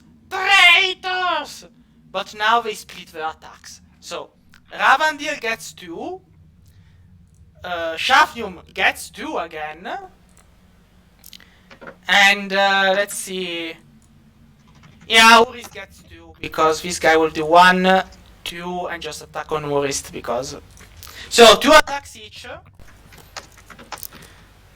So, the 2 attacks on Shafnium, who's pretty much on the ground, and we just want to see him die again. And the first one misses. The second one is a 13, which I guess... Doesn't hit. Yeah, it hits. So... how much damage? It's, well... Probably D6. Yeah, it's just 1d6 plus 1. So, 4 damage to Shaft. God damn it, I'm down to 7 hit points. Then, the 2 on Ravandil. Let's see. Well, 21 and 21. Do I hit you, Ravandil? Yes, you do. And these are just schmucks. They're like, yeah, 8 damage. Just nice and easy. Okay. Let me. Oh, god damn it. And I'm still damaged. And then, the 2 on Urist. Let's see. I think they both miss. Like, no questions asked. So, now Shafnium, it's up to you. You've been stabbed again, and they are going to stab you even harder once more. What do you I'm do? running away. If you have Thunderclap or something, now would be a great time Yeah, to no, use it. if I So were I run all the you, way over here. yeah, if I were you, I would not move. Because you're going to give each of them an attack of opportunity if you move. Really? Yeah, if you but leave what- a threatened square, you're going to get an attack of opportunity. What you can do is use what is it, dodge? If you use your action on dodge, then they can't use... Oh wait, no, it's disengage. Yeah, you have to If you disengage. use your So action basically, on disengage, they can't take attack of opportunities against you. but disengaging means you just run. So it's either you just run away and that's it. Yeah, disengage seems like a good idea, so I'm going to do that. So Okay, run over basically, here. you have to move twice your movement speed away from the battle. Oh, 60 then. Yep. So this is 30. And 1, 2, 3, 4, Another 6 square. 5, 6. Alright. So. And that's pretty much it for Shafnium. Ravandil. The elf which you have saved just left you again, like your family does. Yeah, well, basically I'm stuck between 2 guys, so I'm gonna Yeah. go to the leader and start with my sword. Alright, so stab the leader, stab him hard. Alright, with Hunter's Mark. Alright, so. And it's a Ooh. critical hit, nice. I. With Hunter's Mark and everything. Quick question. Yeah? walk up to, if I go up to this little square here, will they be able to see me? Well, if somebody makes it, yeah. I mean, if somebody moves here, yes. So 6 Okay. plus 2, 8 plus 4, 12. Okay. And an ensnaring strike All right. with my other sword, and then I hit him. Now let's see. Do I have to hit him to do the ensnaring strike, or it counts a bonus action? Well, a moment, because the Hold on. snaring strike is a bonus action. If you attack with Next both time swords, you hit a creature with a weapon attack before the spell ends, arriving mass. So you And- cast Ensnaring Strike first, and then you attack. I roll 1d6, and I roll 1d8. alright. So basically, it's again. Alright, he's still alive. This time we're barely alive. Yeah, I mean he's a lot damaged, but he's still alive. And And he also has to make a wisdom check later to see if he takes damage. the ensnaring strike, you mean? Yes. Yes, but what I wanted to say is that it's the casting time of ensnaring strike is a bonus action. When you attack with both weapons, you are using the bonus action to attack with both weapons. Ah. So you kind of don't get to use ensnaring strike because it's a bonus action. Okay, since so I can use my bonus action to disengage, or do it because I attacked I can't. I mean, you already attacked, so you're not moving from there. I'm sorry. Well, I only have 6 HP. Yeah. You're going to get stabbed, but I mean, Are you, though? well, depends. Let's see what he does. I mean, he might stab him, he might just hit him hard, he might tell him he's a nice person who's going to die horribly. Everything is possible. But I think... Urus is gonna... I think it's just a moment. The guy is going to tell you to grovel at his feet. So give me a wisdom save. Ravandir. Which one of us? Ravandir. Oh, I do. Yes, Okay. because now it's the high priest turn. He says, grovel at my feet, infidel. And grovel is basically the command spell. So give me the wisdom. 11, just right. Yeah. It's also an advantage. I have an I'm advantage on still wisdom. alive. Oh, well, nice, good. So, Urista, it's your turn. Mop the floor of the enemies or die. Okay, I don't really know how to get you out of this situation, so I too am at 10 HP. I think we're both dying here. Well, let's go that swinging. I mean, would you fight side by... I didn't think I would die fighting side by side with an elf. Yes. And fighting side by side with a friend? What friend? Yes. That's sooner than I wanted. I can't die. I haven't used the class of sorcerer yet. I still have a 19, so I can run up, right? Well, because your turn... well, no, because now it's Urist, then the cultist, then it's you again, Shafnu. So...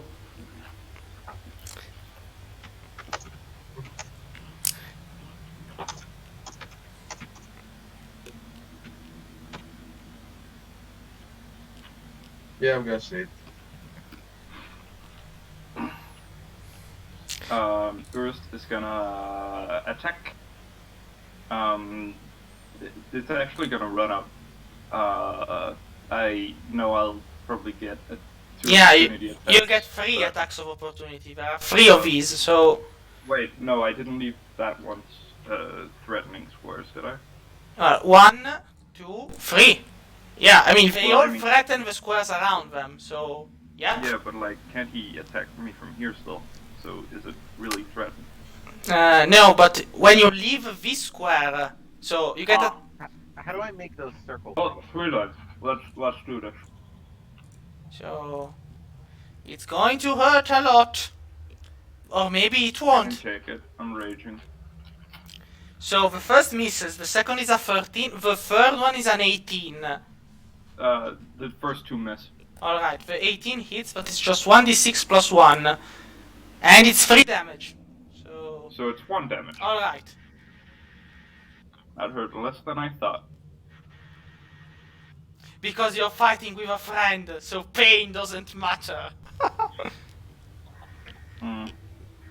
Oh, that's why. Sorry. Let me just put this down to 9. Okay, and then I am going to swing at the big one. Go for it. Battle axe. 13. You hit. Sick. 8 damage. He's still alive. And then I'm gonna smack him in the face with spiked armor. And you hit again. 9. And he's dead. Finally. He practically collapses with blood pouring out of his every pore, and he screams and howls some last choice curses in your directions. But then he dies. The rest of the cultists, however, are even more incensed. You're relatively sure it's going to be a bloodbath. So now, 1, 2, 3, 4. 1, 2, 3, 4, 5. So it's 3 each. So let's see. The 3 on Urist. We have a critical hit. The first 2 missed though, but the last one is a critical hit, yeah. Yeah, so the critical shot. Basically, it's as if 2 of them hit, but 5 damage. Oh well. Still 5. Still alive. Yeah, but now Pushing it. I'm really fucking pushing it now, but I'm still alive. Yeah, now we have to see Ravandil though. Do I hit? Because it's 15. Do I hit you with the first attack?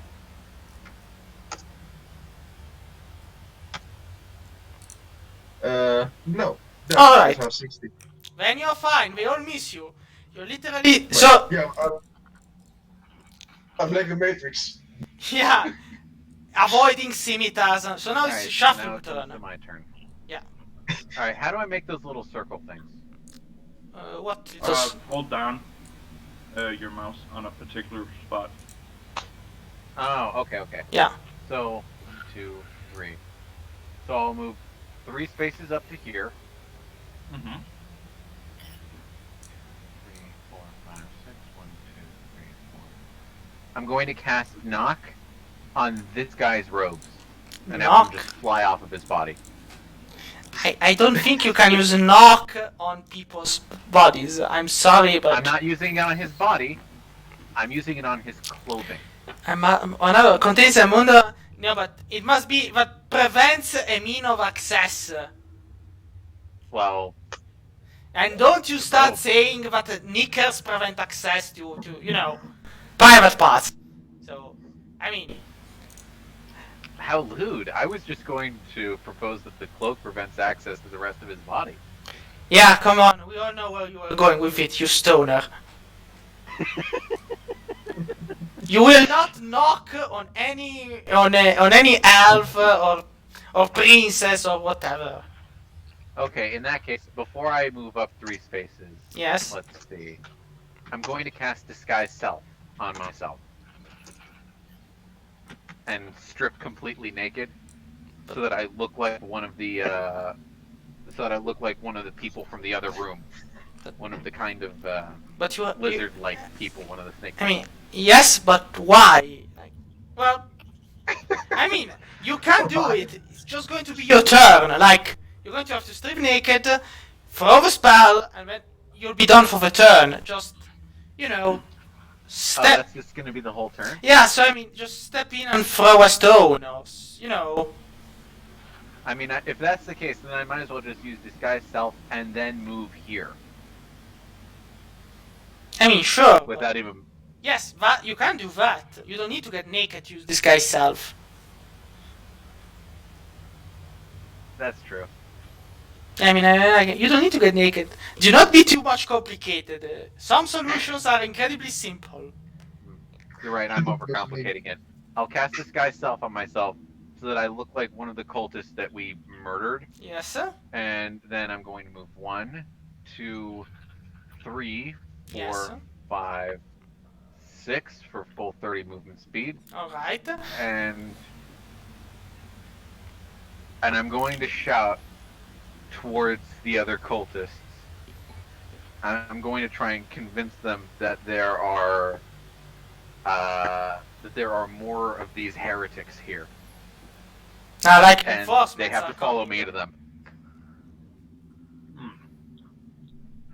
There are more heretics where these two came from.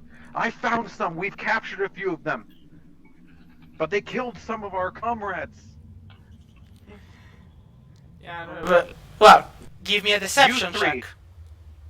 Okay, But you have advantage. I have advantage. Okay, come on. I really don't want to fucking lose on my deception check again. I mean, if I hadn't failed, this mess would have happened. So please. And it's a so That's a crit success. yes. So now Three of you, you Yeah. 3, you come with me. all right. So basically, you say that, and when it's their turn, they will act. But until then, well, you have an inkling that it's going to work. But it's now Ravandil's turn. What do you do, Ravandil?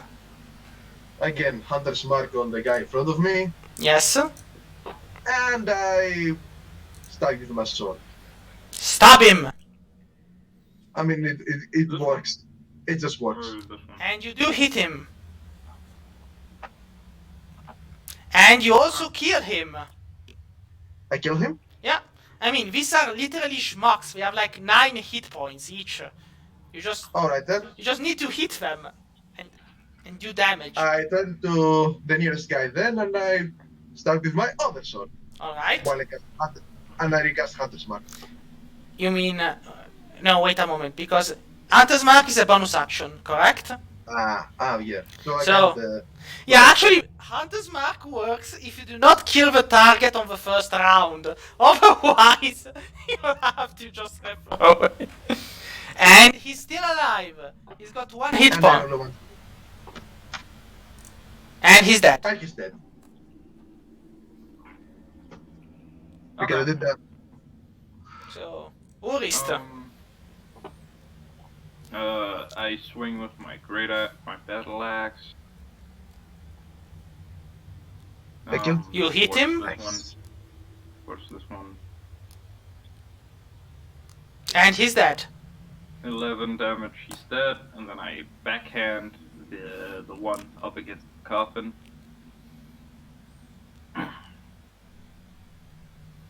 You hit him? He's still alive. 8 Previously, damage. 8 damage? Yeah, no, he's still alive. He's got 1 hit point. But he's still alive.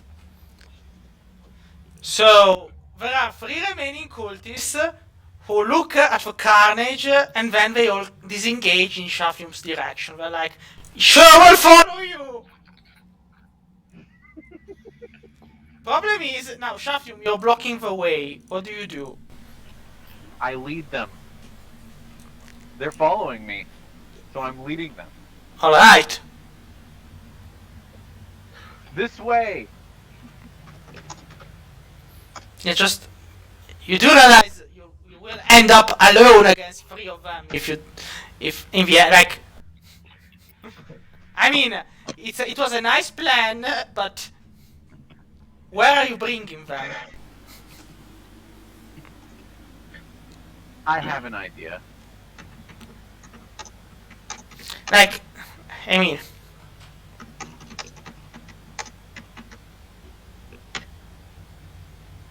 I'm going to bring them to that scary-looking fucking statue that we filled with coal and fire.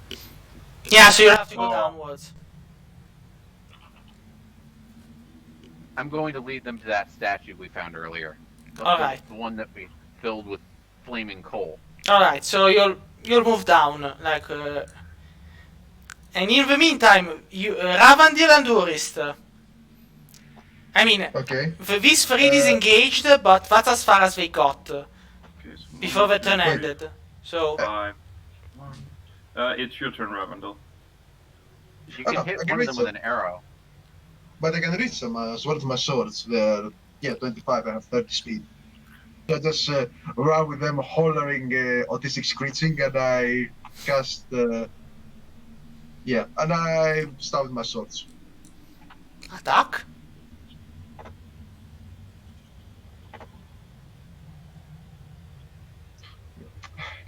Just confused. You, yeah, you missed. The second Oh, I attack saw hit. that message. Get them to the manure pit. Okay, I'm going to lead them to the manure pit. Alright, so it's 8 damage. So still alive, grievously injured. Okay. And so I'm now, gonna run over to here, yeah, and I'm gonna take out a javelin and yeah, throw it at this guy. alright. The one furthest Yeah, up. yeah, yeah. Go for it. And then And you hit him. We believe in you. that's 11 damage. He is dead. He's dead. And then with my bonus action, I'm going to smack the shit out of this guy. Go for it.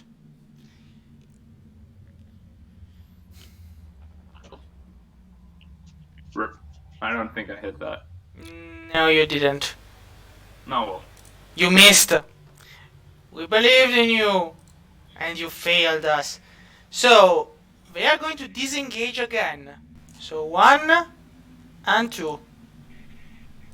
Shavnium, it's up to you. I'm going to lead them to the manure pit. I mean, both of them have like. I mean, one has 1 hit point and the other is still full health, so... I mean, yeah. Well, if you guys are following them, Yeah, but the dwarf is not made for long distances. Yeah, but I Ravi don't is. I don't have long distance. Yeah, I guess. Okay, so I'm going to run to this end of the hallway. Yes. I'm going to run to this end of the hallway. Ravi, you're going to try and shoot one of them from behind. And then I'm going to fire my sling at the guy who's coming towards me. I mean, technically, Shavnium, you did just a movement action, so if you want, you can attack right now in your turn. I could attack, but then my cover is blown. I mean, they're gonna die this turn anyway. Yeah, I mean, unless Urist or Ravandil makes a series of 1 and I start laughing at them maniacally, I'm relatively sure these two are just, you're just delaying the inevitable. Alright, At this I'll point, run over to here and I'll fire my sling at this guy. Yes, go for it. He's the one with 1 hit point, so you just... I mean, just as long as you hit him, he's dead. As long as I hit him, he's dead. Yep. I just have to hit him. Yes, and he's got Yeah. 12 armor class, so it's a 12. Come on, you can do it. And I missed. you missed.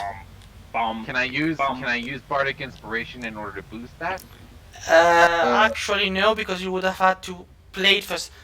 But Yeah. you should have an inspiration point, if I'm not wrong. I have an inspiration point actually. Yeah, well, but it's only for your rolls, so you should remember when you have them. They're really useful. Wait, can I give other people inspiration? No, No, really. it's only yours. Can So, I use the inspiration to somehow make this hit? 'Cause no, but otherwise you can I just reroll. missed my Like, shot. you spend the inspiration point and you get a reroll on a dice. Alright, then I'll do that. Go for it. Roll again.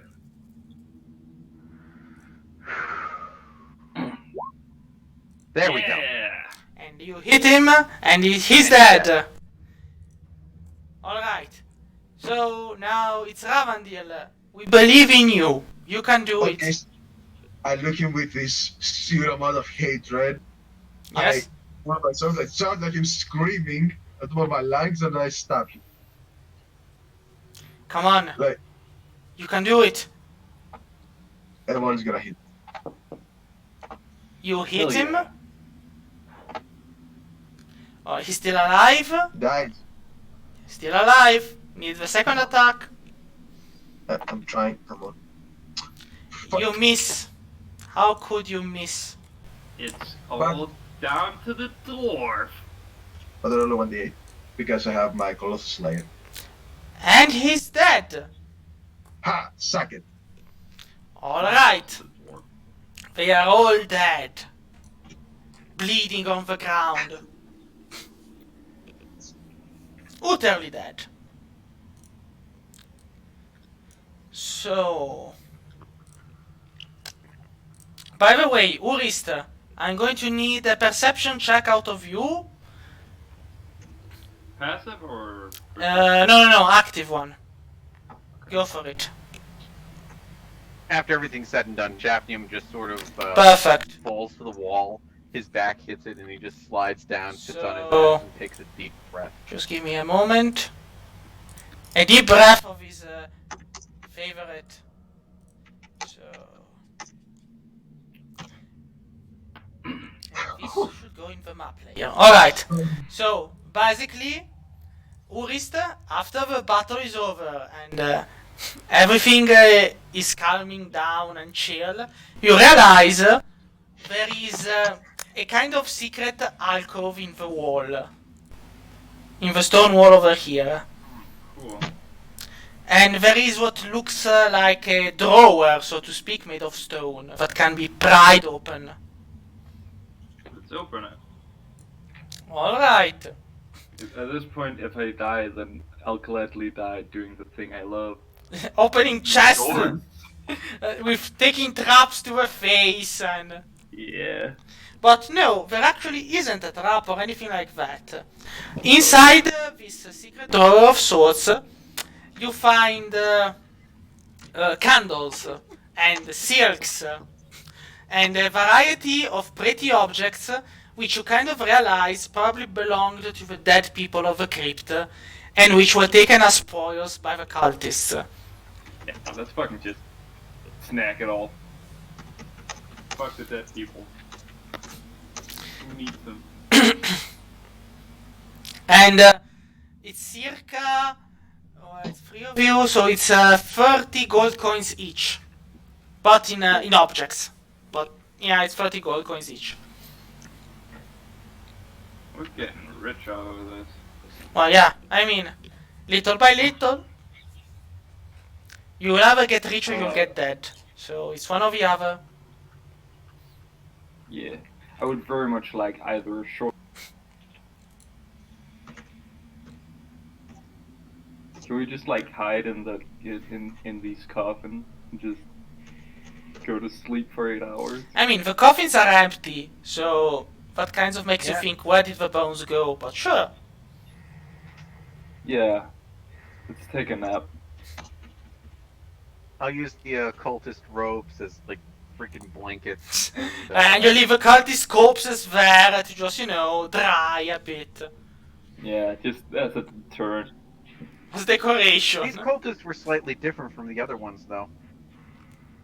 A little bit. Mind if I take a look at their bodies? Sure.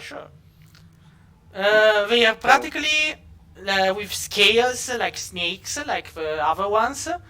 But most importantly, the boss one actually has some kind of strange... you look at him thoroughly, so you realize he has some kind of tail-like appendage on his back.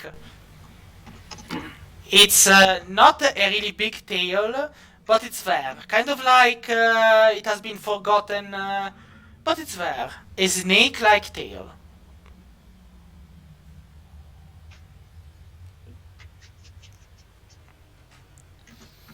And he also wears a little more complex robes, which have been, however, dirtied with blood and are pretty much unusable. So, you do the long rest. Give me the rolls for healing.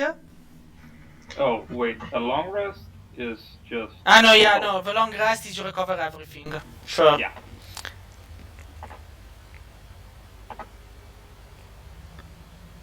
Yeah, no, it's fine. Hit dice needed. You guys for ills, right? You only need to sleep for 4 hours. You can keep watch. Yeah, they can all keep Solid watch over 8 the hours. dwarf and be like, "Come on, dwarf, you've slept like- enough." Like, one of you can keep watch and then sleep, and then the other can go to sleep and So watch. we're full health now. Yeah, Okay.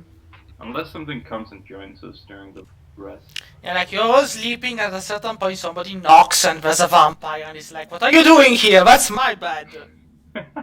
And you'll be like, "Sorry, sir. Please don't kill us." Not again. Not again. Wait, what? Alright, so the long rest is over. You're now healthy as a fiddle. Where do you go? What do you do? How badly do you die? Okay, first I check the leader. Did we check the leader? Corpse. Yes, you did. And as I said before, he has this kind of small snake-like tail on his back. And his clothes are unusable because they've been pretty much bloodied and bruised and stabbed. But he has Okay. a nifty So- amulet around his neck. Like, it's always a black circle, but this one is studded with silver lines. Okay, I take the symbol and then I take his corpse and I throw them on your pit. Alright. So you drag the corpses and you throw them in the manure pit, one after the other. I'm Okay. gonna go grab something to drink real quick. Yeah, don't I'll worry. just follow after the other two. Alright. They all die! So let's see if if the party can die in the time it takes for him to go grab a drink. Let's set the manure pit on fire. That's a bold strategy, but I'm not sure it's going to do anything other than just make the area even more unbreathable for the living.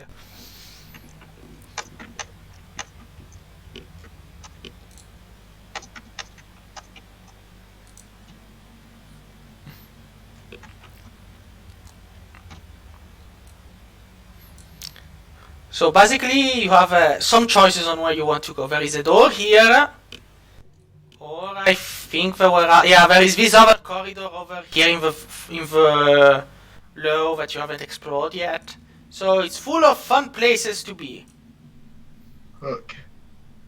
Just pick the way you want to die and. What's those just 20s? I mean, I was joking. But What? I still got roll 20s. I mean, I'm going to roll all 20s one day or another, and when I do, you're all going to be dead. But until then, Yeah. Oh well, I'm going to look through the keyhole Alright. there. so it's a wooden door and it's stuck. So you're going to have to give me a strength check. Oh, sweet lord. My weakest stat is good.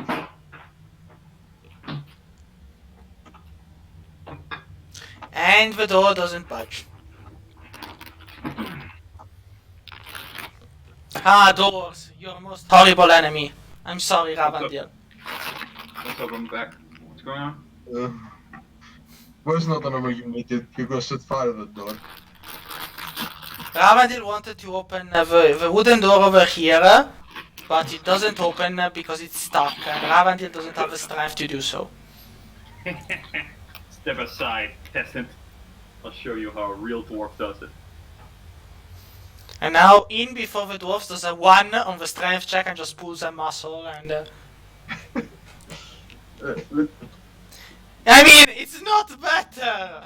Alright, I take out the axe and start chopping. Yeah, now, you break the door down. Like, at first you just sit on it, just to catch a breath, and then you break it down.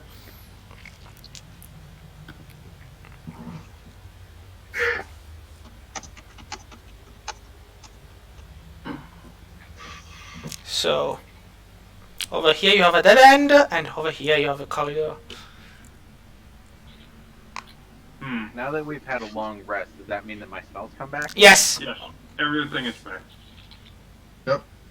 Okay, before anything else, I'm going to cast Unseen Servant. This time for real. I'm Alright. going to have the Unseen Servant scout ahead of us.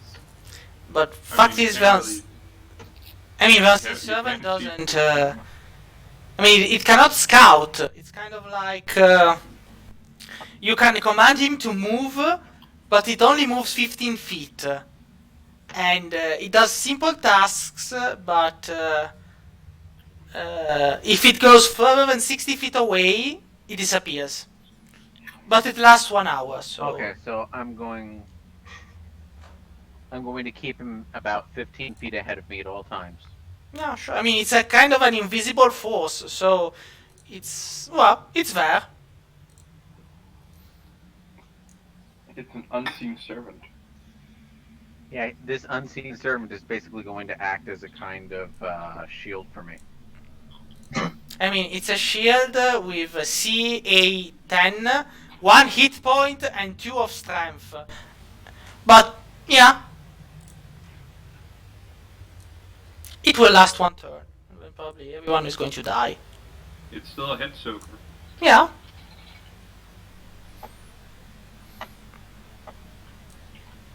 Can we break down one of these freaking walls?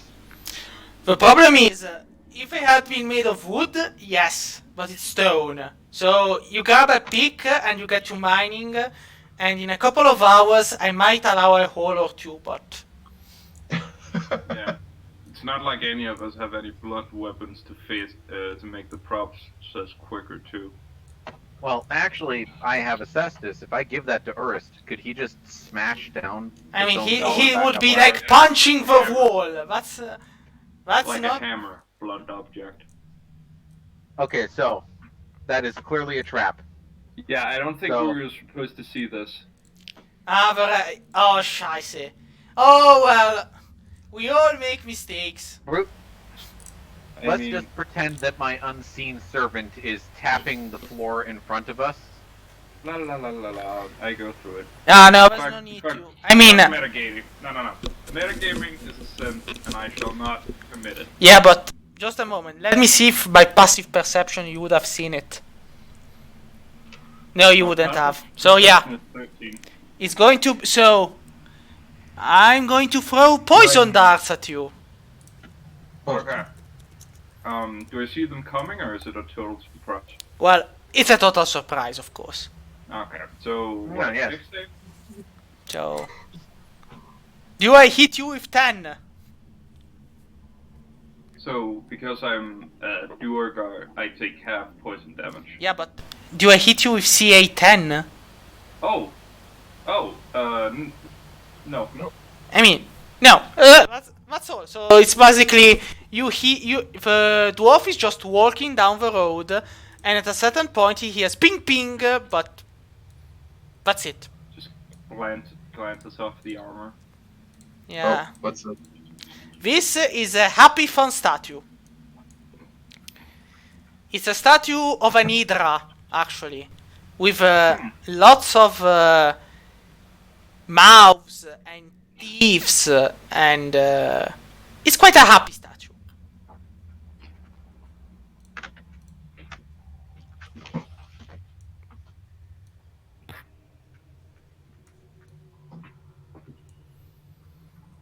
Well, what is it religion to check it out, or? No, it's just a... You know what, it's perception. Go for it. Yeah, now, Urist, you realize that one of Hydra's mouths actually has a kind of strange feeling. Like the stone texture of its tongue is different when compared to the other tongues. So, you kind of realize that if you give it a tug, it might do something.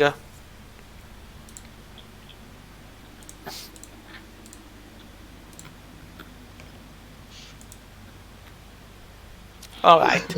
Like, no hesitation whatsoever. Just tug. Alright.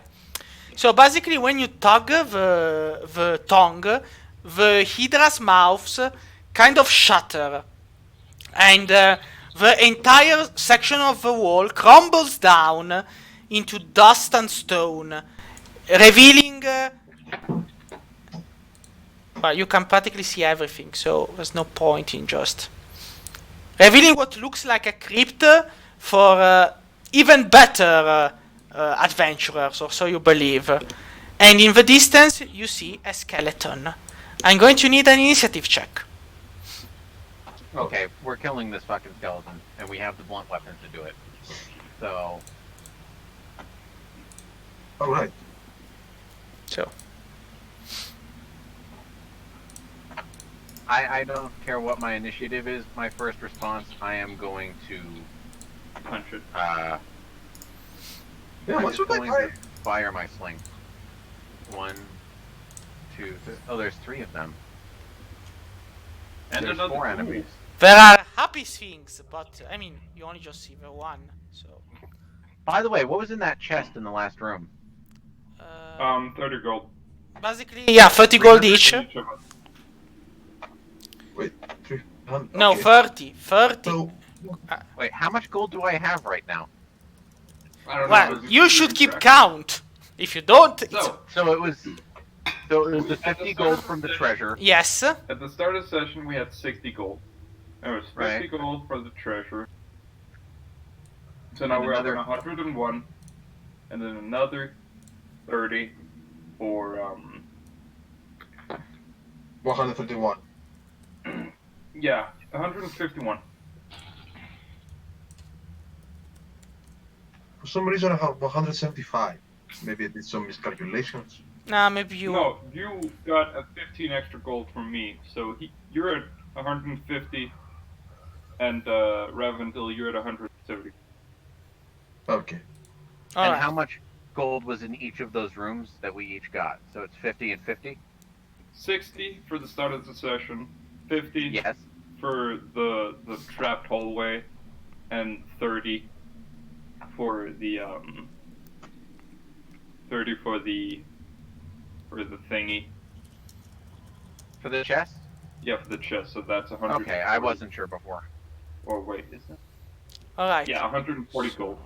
Let's see. The zombies initiative is... Oh well, the zombies aren't that bad this time of the day. I mean, they have -2, so it's just 16, but... Not bad. And meanwhile, our friendly ghoul... Let's see. I mean, he could... Yeah, the ghoul goes last. No, well, he goes before Urist, so there's that to consider.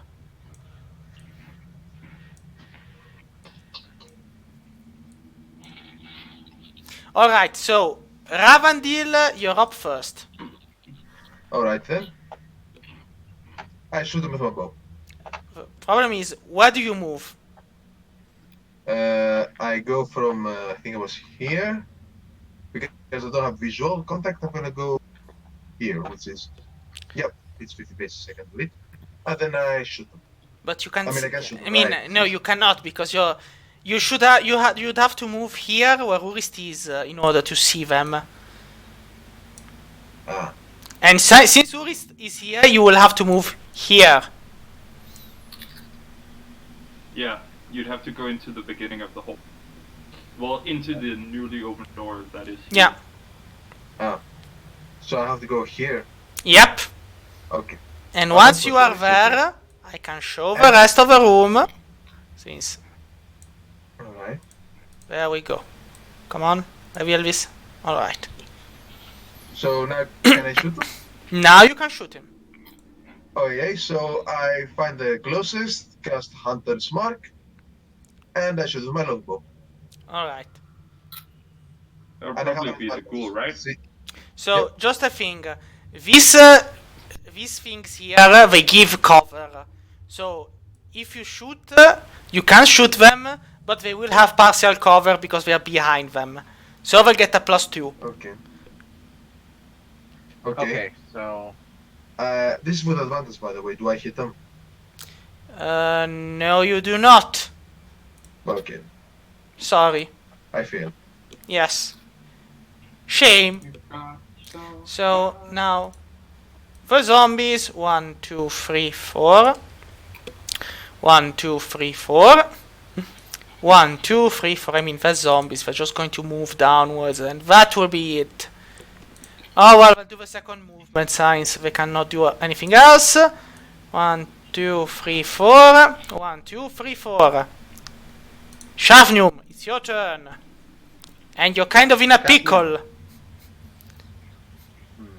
Because you must end your turn in a free square. So you can move through your rally square, but you have to finish your turn in a free square. So I can go in diagonals, right? Yes, you can. So 1, 2. Yeah, no. Three. You're going to give attack of opportunities like that. Yeah. Okay. So technically, from here you could do 1, 2. Can But- I just cast invisibility on myself again? Yes, you can. Oh yeah. I mean, the Okay. zombies haven't seen you yet, have they? And even if No. they did, No, they haven't. they don't have the ability to see invisible people. So, Okay, Yeah. so I'll make myself invisible, and then I'll move. all right. So 1, 2, 3, sneak around, 4, 5, and then hide there. Sure. And that's fine. Then it's this happy guy's turn. And this happy guy will just ruin your day by doing what? He'll just stay there. Orist, it's up to you. Roost is gonna and start swinging. Alright. So, the moment you step into the room, Oh. Shit. nothing happens. Go, it's fine. Oh my god. You. Jade, you asshole! Do I hit for the sun? You sick bastard. So, you hit him, because now they are no longer under cover or anything, they're quite out in the open, and you damage him. And then I backhand him. Yep. Yeah, you hit him again. 6. Yep. So, 6 damage plus 9 damage, 15 damage. Still alive. Yeah. That's the end of my turn. So, I still have an unseen servant. well, yes, you do. And having the unseen servant move around while I'm invisible, that doesn't count as me attacking. It doesn't. So, can I have the unseen servant, like, crouch in front of the legs of one of these advancing skeletons? I mean, you could, but it will not stop them. Like, literally, the Unseen Servant is like this kind of blob of force that has the strength of a little child and gets squished like really easy. It's like it's like, you know, a really fat person sits on a small dog. Can it carry an object? It can carry an object. It can carry a pitcher. It can pour wine. It can dust off dust and. Can it... Well, it can't attack. No, I'll be right back. I mean it's actually Ravandir's turn. So Okay. Well, let's start with the muscle. The guy that is next to. you'll have to move from where you are, though. Can I Yes, have... Do I get Can I an have the opportunity? unseen... Can I Yeah. have the unseen servant hold a knife at ankle height? Yes, you could, but Have it held there in place. yes, you could have it hold a knife and keep it in place. But he's so weak that if, Yes. like, somebody were to push his hand against the knife would go backwards. So Well, I guess it wouldn't really matter against skeletons. yeah, I mean, so the second does 5 plus 5, 10. Yep, so he has to roll. So the first was 5, so 2. The second was 5, so roll on a 15. Can he manage? Can he make a 15? He does. He's still alive. So, zombie number 1, which was quite weak. Let's see. So. +3. So. Alright, I forgot. Yeah, I think this time we could go with this.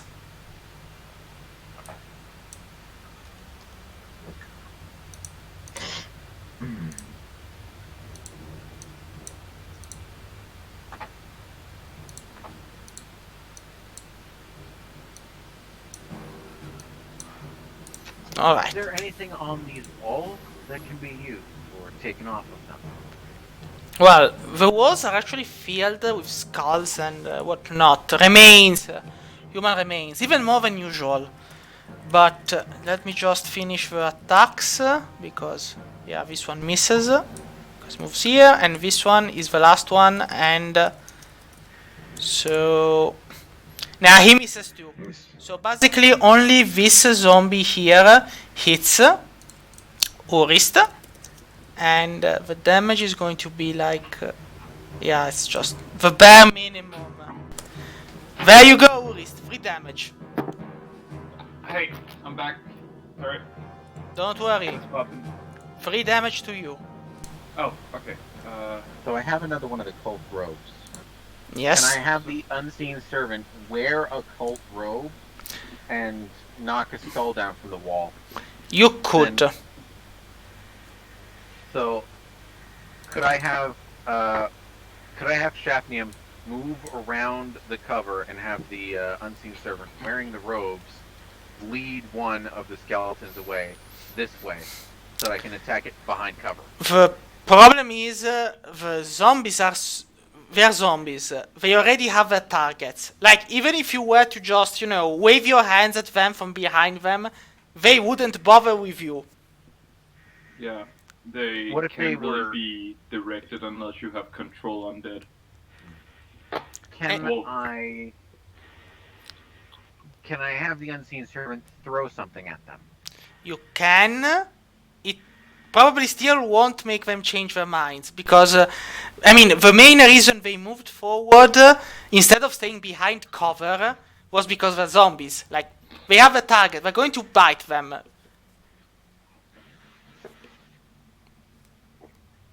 The ghoul hasn't moved. No, he hasn't. But it's his turn after you, so it's kind of a pickle. He might move, he might not. Alright, in that case, I'll do that to the ghoul. So, I'll 1, 2, 3, 4, 5. Use the unseen servant Yes. over here, that's 15 feet, Yes. to have it pick up a skull while wearing the cult robes. And throw Alright. the skull at the ghoul to aggro it. And then I'll complete my movement and hide here, Alright. while I have the unseen servant follow me at this fixed distance. Gonna Oh. aggro this guy. Well, we will see what happens when it's his turn. Okay. But when when your 7 does throw the skull, the creature does turn towards it. Then looks around with eyes that are burning with hatred, but also show the spark of intelligence in them. That's why he also didn't move from cover. Then, It's wearing a cult robe. yes, it is, but he doesn't see the flesh. He sees the floating cult robe, and he does one thing. He gives a perception check to smell. I mean, it's a pure D20, and he smells through. So, this guy looks at the robe, and then looks in your direction. He pounces where he thinks you are, but he has a disadvantage. So, he'll take the lower one. And I guess, and he misses. But basically, you see claws swiping at an inch from your face, and the creature grows where he thinks you are. And he actually I speaks. still have the unseen servant, though. No, at you. At you. And he actually speaks and grows. Come out, little wizard. My hunger is unending. Sick. To be clear, He didn't fall for the unseen servant. He did not. So it's still there. It's still there. So on my next turn, what I could do is I could have the unseen servant just throw the robe over his face. You could try that. Yes. That's actually quite yes, that's actually quite smart. I'd allow that. But now it's Yuri's turn. Go, Yurist. Yeah. Same as before. Hit them until they die. Yeah, well, let's see. Oh, I mean, sorry. wait, yeah, I mean, with 7, Nine yes, damage. 5 plus 7 makes 12, so 1d20 plus 3, let's see. And I'm still alive. Oh, I'm not gonna die. You'll have to give me another attack. And pray. Okay. backhand. With your armor. Can't you do it with your armor? Yeah, that's what, yeah, you hit him with armor. Come on, we're waiting on you, Urist. 9 again. So, let's see. I need to make a 14. And I fail, so I'm dead. Ah. Alright. And then I'm gonna move up here. Alright. Ravandil, your turn. Same thing. Hunter's mark. Hit him my sword. Go for it. We believe in you. Dabadi dabadu. So that's 7, right? Yeah, Yeah, 7 damage. the one on the left. And that's a 1. When the moon hits the sky like a big pizza pie, that's a 1. So, it's only 8 damage. Well, he'll live.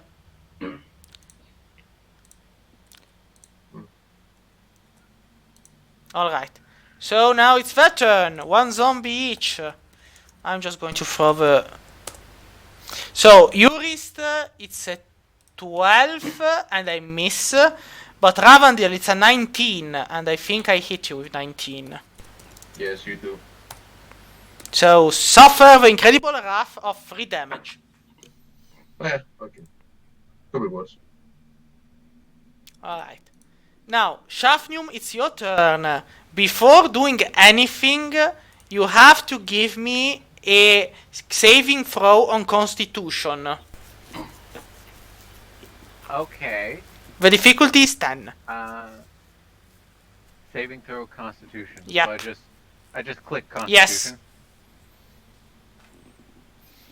And it's a nope. What So, happened?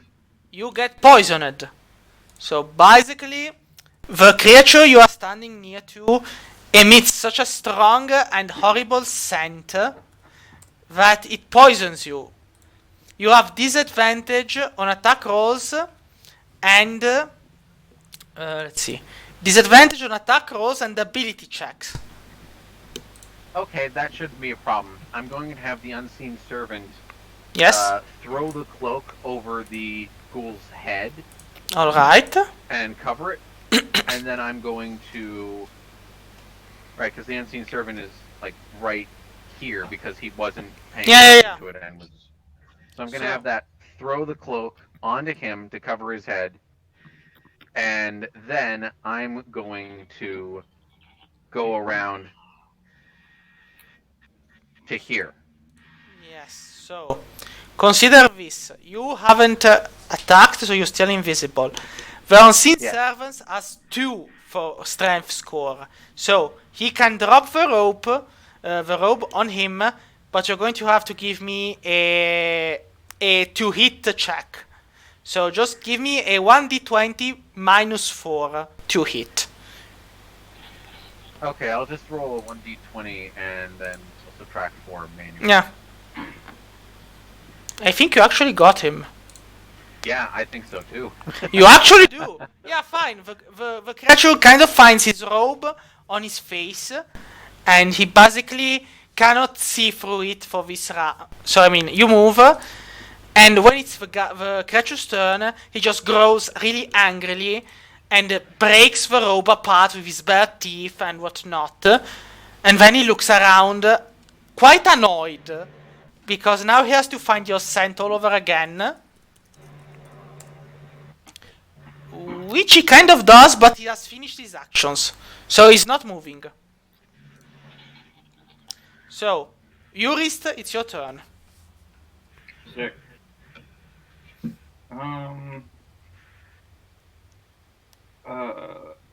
Ravendell, can you take care of the ghoulies? I can.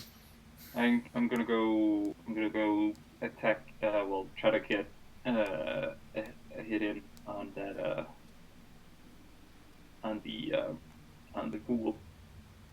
So just dash through. Who cares? Let's get...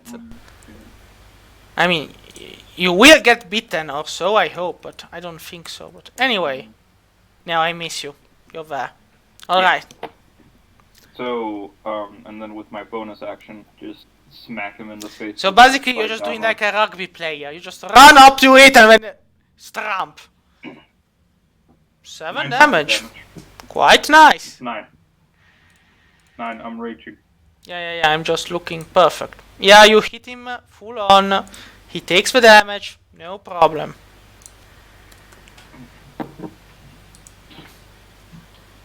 Cool. So ends the mighty tale of Four. Alright. Ravandil, you've got 2 zombies on you. Alright.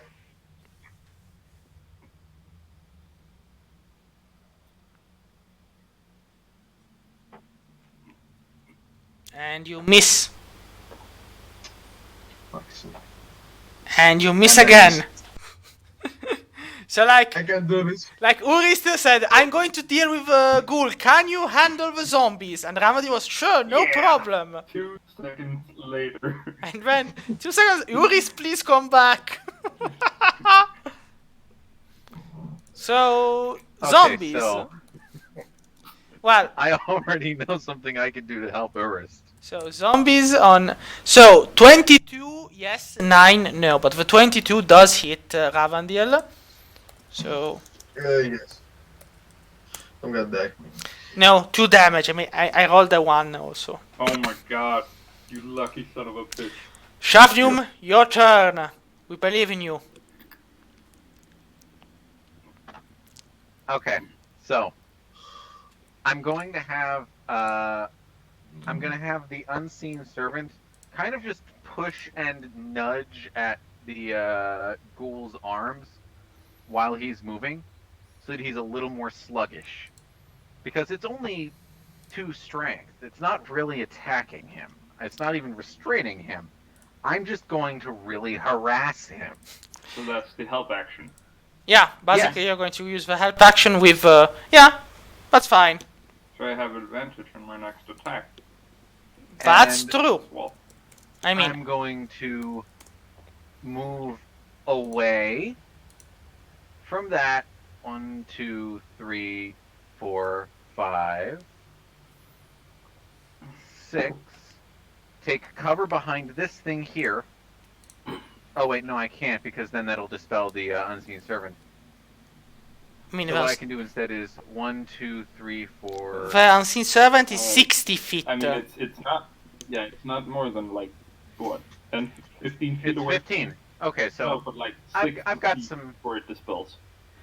okay, so if I just move 1, 2, that's still 15. 3, 4, Yeah, I mean, it's fine. 5, 6. If I move here, Yeah, no, it's still there. The unseen servant isn't going anywhere. so I'll. Oh, it's 60 feet away. Yeah, That makes things much, much easier for me then. yeah, but, I mean, 60, not 16, 60. 3, 4, 5, 6. So I'll move all the way over here. Sure. I'm still completely invisible. Nobody can see me. Yeah. But I've got my unseen servant doing a help action and just making this thing have a miserable time. Yes. I don't really want to do anything that'll compromise my invisibility. So can I take a look around the room and see if there's anything in here that I could use that I can have my unseen servant maybe grab or pull or drag down? Like a Well, chandelier or there are some torches or candles lights or actually anything? on some of the stone. I mean, stone altars, you would say they are, but it's just an ossuary with bones. But some have candles, and those candles are lit. So, but Candles. Okay.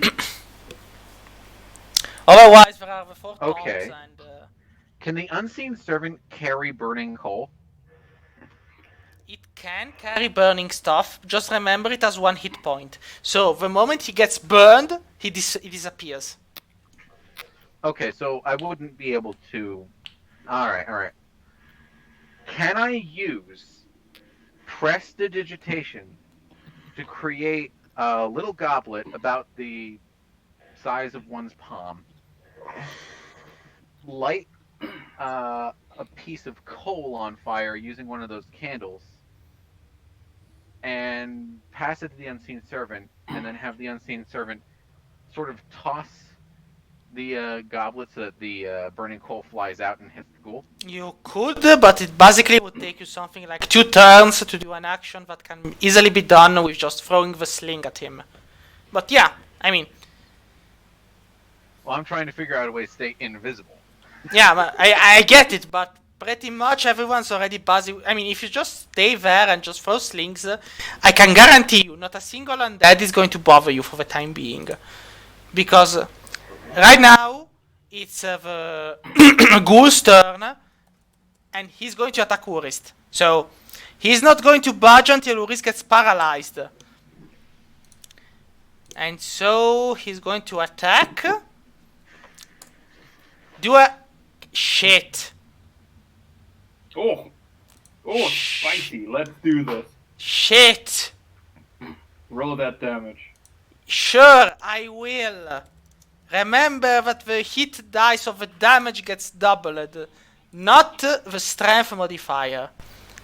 But the hit damage, yes. You're rolling for the ghoul? Yeah. 12, so 6 damage. I mean, I just need to... fuck it. Also, give me a constitution saving throw, Urist. And please, for the love of God, more than 10. Can I use inspiration to reduce that attack? I mean, even if... Not now. You have to give someone inspiration and then they can use it on their attacks or on their AC2, I think? Or maybe that's a specific subclass. I don't know. I think it's AC2. So I could probably just cast my inspiration towards Urist and... Oh, you got a 20. Yeah, I mean, You're fine. yeah, he's alive. He's like, what was that? I don't care. But anyway, it was 12 damage. But if you're raging, they are halved, and now it's Uri's turn. Hold on, I need to do some fight banter real quick.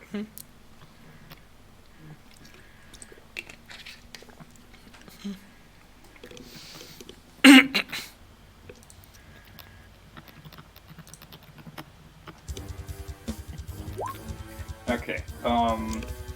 We even have. Let's see then. Regular attack. Boom. 20. You hit him. 8 damage. He suffers the 8 damage. And then oh, sorry. Just take the first one. Alright, so 16, you hit him. And then also a headbutt. For 6 extra damage. Alright, still alive. Ravandil, your turn. Oh, yeah. Same thing. Swords. Let's go visit what don't miss. From for Black Rage. Come on. It's... Well, the first one was nice, the second one was better. But you hit with both, so... Okay. Yeah, so the first one is 11 and the second one is only 8. So 11 Plus 8 makes 19. Alright, he'll go down. So let me roll real quick. And he's dead. Goodbye. Only one remains. But he'll try to bite Ravandil. Does he hit with a 17? Yeah. So he'll Yeah, take he his bite. bite. 4 damage, Ravandil. I'm slowly dying. Very slowly. Now it's Shafnum's turn. So, what do you want to do, Shafnum? Does the help action count as an action? No, it counts as a bonus action if you are directing the unseen servant to do it. Okay, so I am going to use the help action to have the unseen servant just sort of restrain the ghoul a little more. Yeah, Then so I'm you're going to you're using help to help the Urist. Yes, with unseen servant. And myself, obviously, because I'm also going to dispel invisibility and fire a sling at this thing. All right, go for it. Hell yeah. So you've got advantage on the Okay, throw. so you gave the you used help action on your unseen servant. So now you get to attack with advantage, right? Yes. Yeah. Okay. Yep. That you hit. hits. Yes, it does. And that Does hurts 6 too. damage. Still alive, but that did hurt him. Now it's his turn. And he There's boldly... He boldly... There's still an unseen servant on him. Yeah, but he doesn't really care about it. I mean, he's just going to eat the dwarf alive. Oh. But he misses. No, he's not. Urist, come on. That's less than 15. Reckless attack. Battle axe. Boom. You do hit him. 6 damage. Still alive. Why am I rolling so badly? Come on, he's got 1 hit point. I give him a knee in. Even the battle music is being like, why haven't you been finished already? See? You could have finished with the music, but you do finish and he's dead. Yeah. And then I'll run over to, well, like 5, 3, 2, 1.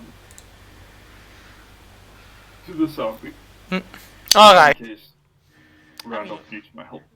Let's see, this was another battle music if I'm not wrong.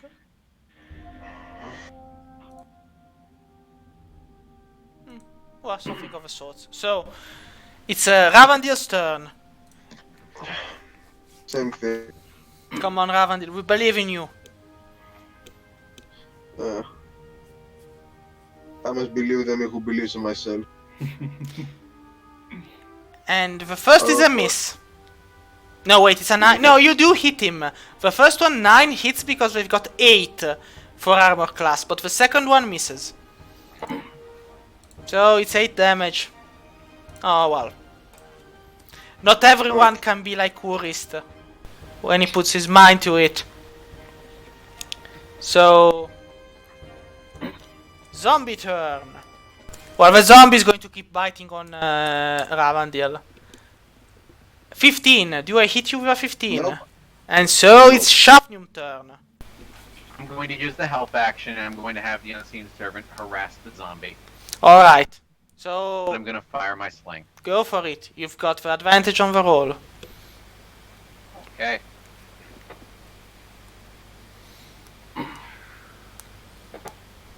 Just got to not miss. Yeah, you got him. Give us the damage. Still alive, but he's going down. Urist, we believe in you. You can finish this. You already know what time it is. Reckless attack. Battle axe. You hit him. 14. Alright. Still alive. Wait, no, 8. Sorry. 8. Still alive. We're going to need 1 more damage. Backhand. Come on. 7. Alright. So I need to roll 5 plus 7 makes 12. Can I Oh manage no, it's sorry, it's 9. Yeah, but doesn't matter, it's a 19. So I'm still alive. Ravandil, go for it. Yeah. Come on. Let's hope I don't miss again. I mean, it's This is just a matter of hitting where it hurts. Yeah, time to bring out Colossus Slayer. Alright, you hit him. Now give us the damage. Alright, so it's an 6. 11. Alcolos Slayer. Still alive. So, It's a 10. Yes. Dead. And I'm dead. dead. Hell yeah, we did it. Do do do do do. Na na na na na na na na na na na. Alright. So, I'm gonna take a look around the room and see if there's anything we might have missed. alright. So, just a moment. Let me check something. Yeah. Yeah, it's going to be fun further down the way. But anyway, so you finished the fight and you actually realize that the 4 tombs each have been broken into. Like somebody has pried from the corpses within something, and then they've just hastily covered the tombs once more. Give me a medicine check. Intuition check. No, medicine. Meds. Once. I'll roll for meds. Might as well. Alright. Yeah, Shavnu knows everything. Like, he was a doctor before becoming a high elf. He's Dr. Dr. Bong. Exactly. Licensed skill. Like, he was the doctor of all doctors. So yeah, basically Shavnu, I mean, you both know and that there had to be some kind of heavy spherical object on the chests of the corpses which are within the tombs, because basically they kind of caved in the chests of the skeletons within the tombs. So, I mean, you kind of have an inkling at what kind of spherical object was within these tombs, but just Yeah, a little inkling. That being said, we're going to finish the session here for now. And so you all gain another level. So welcome to level 4. Oh, hell yeah. So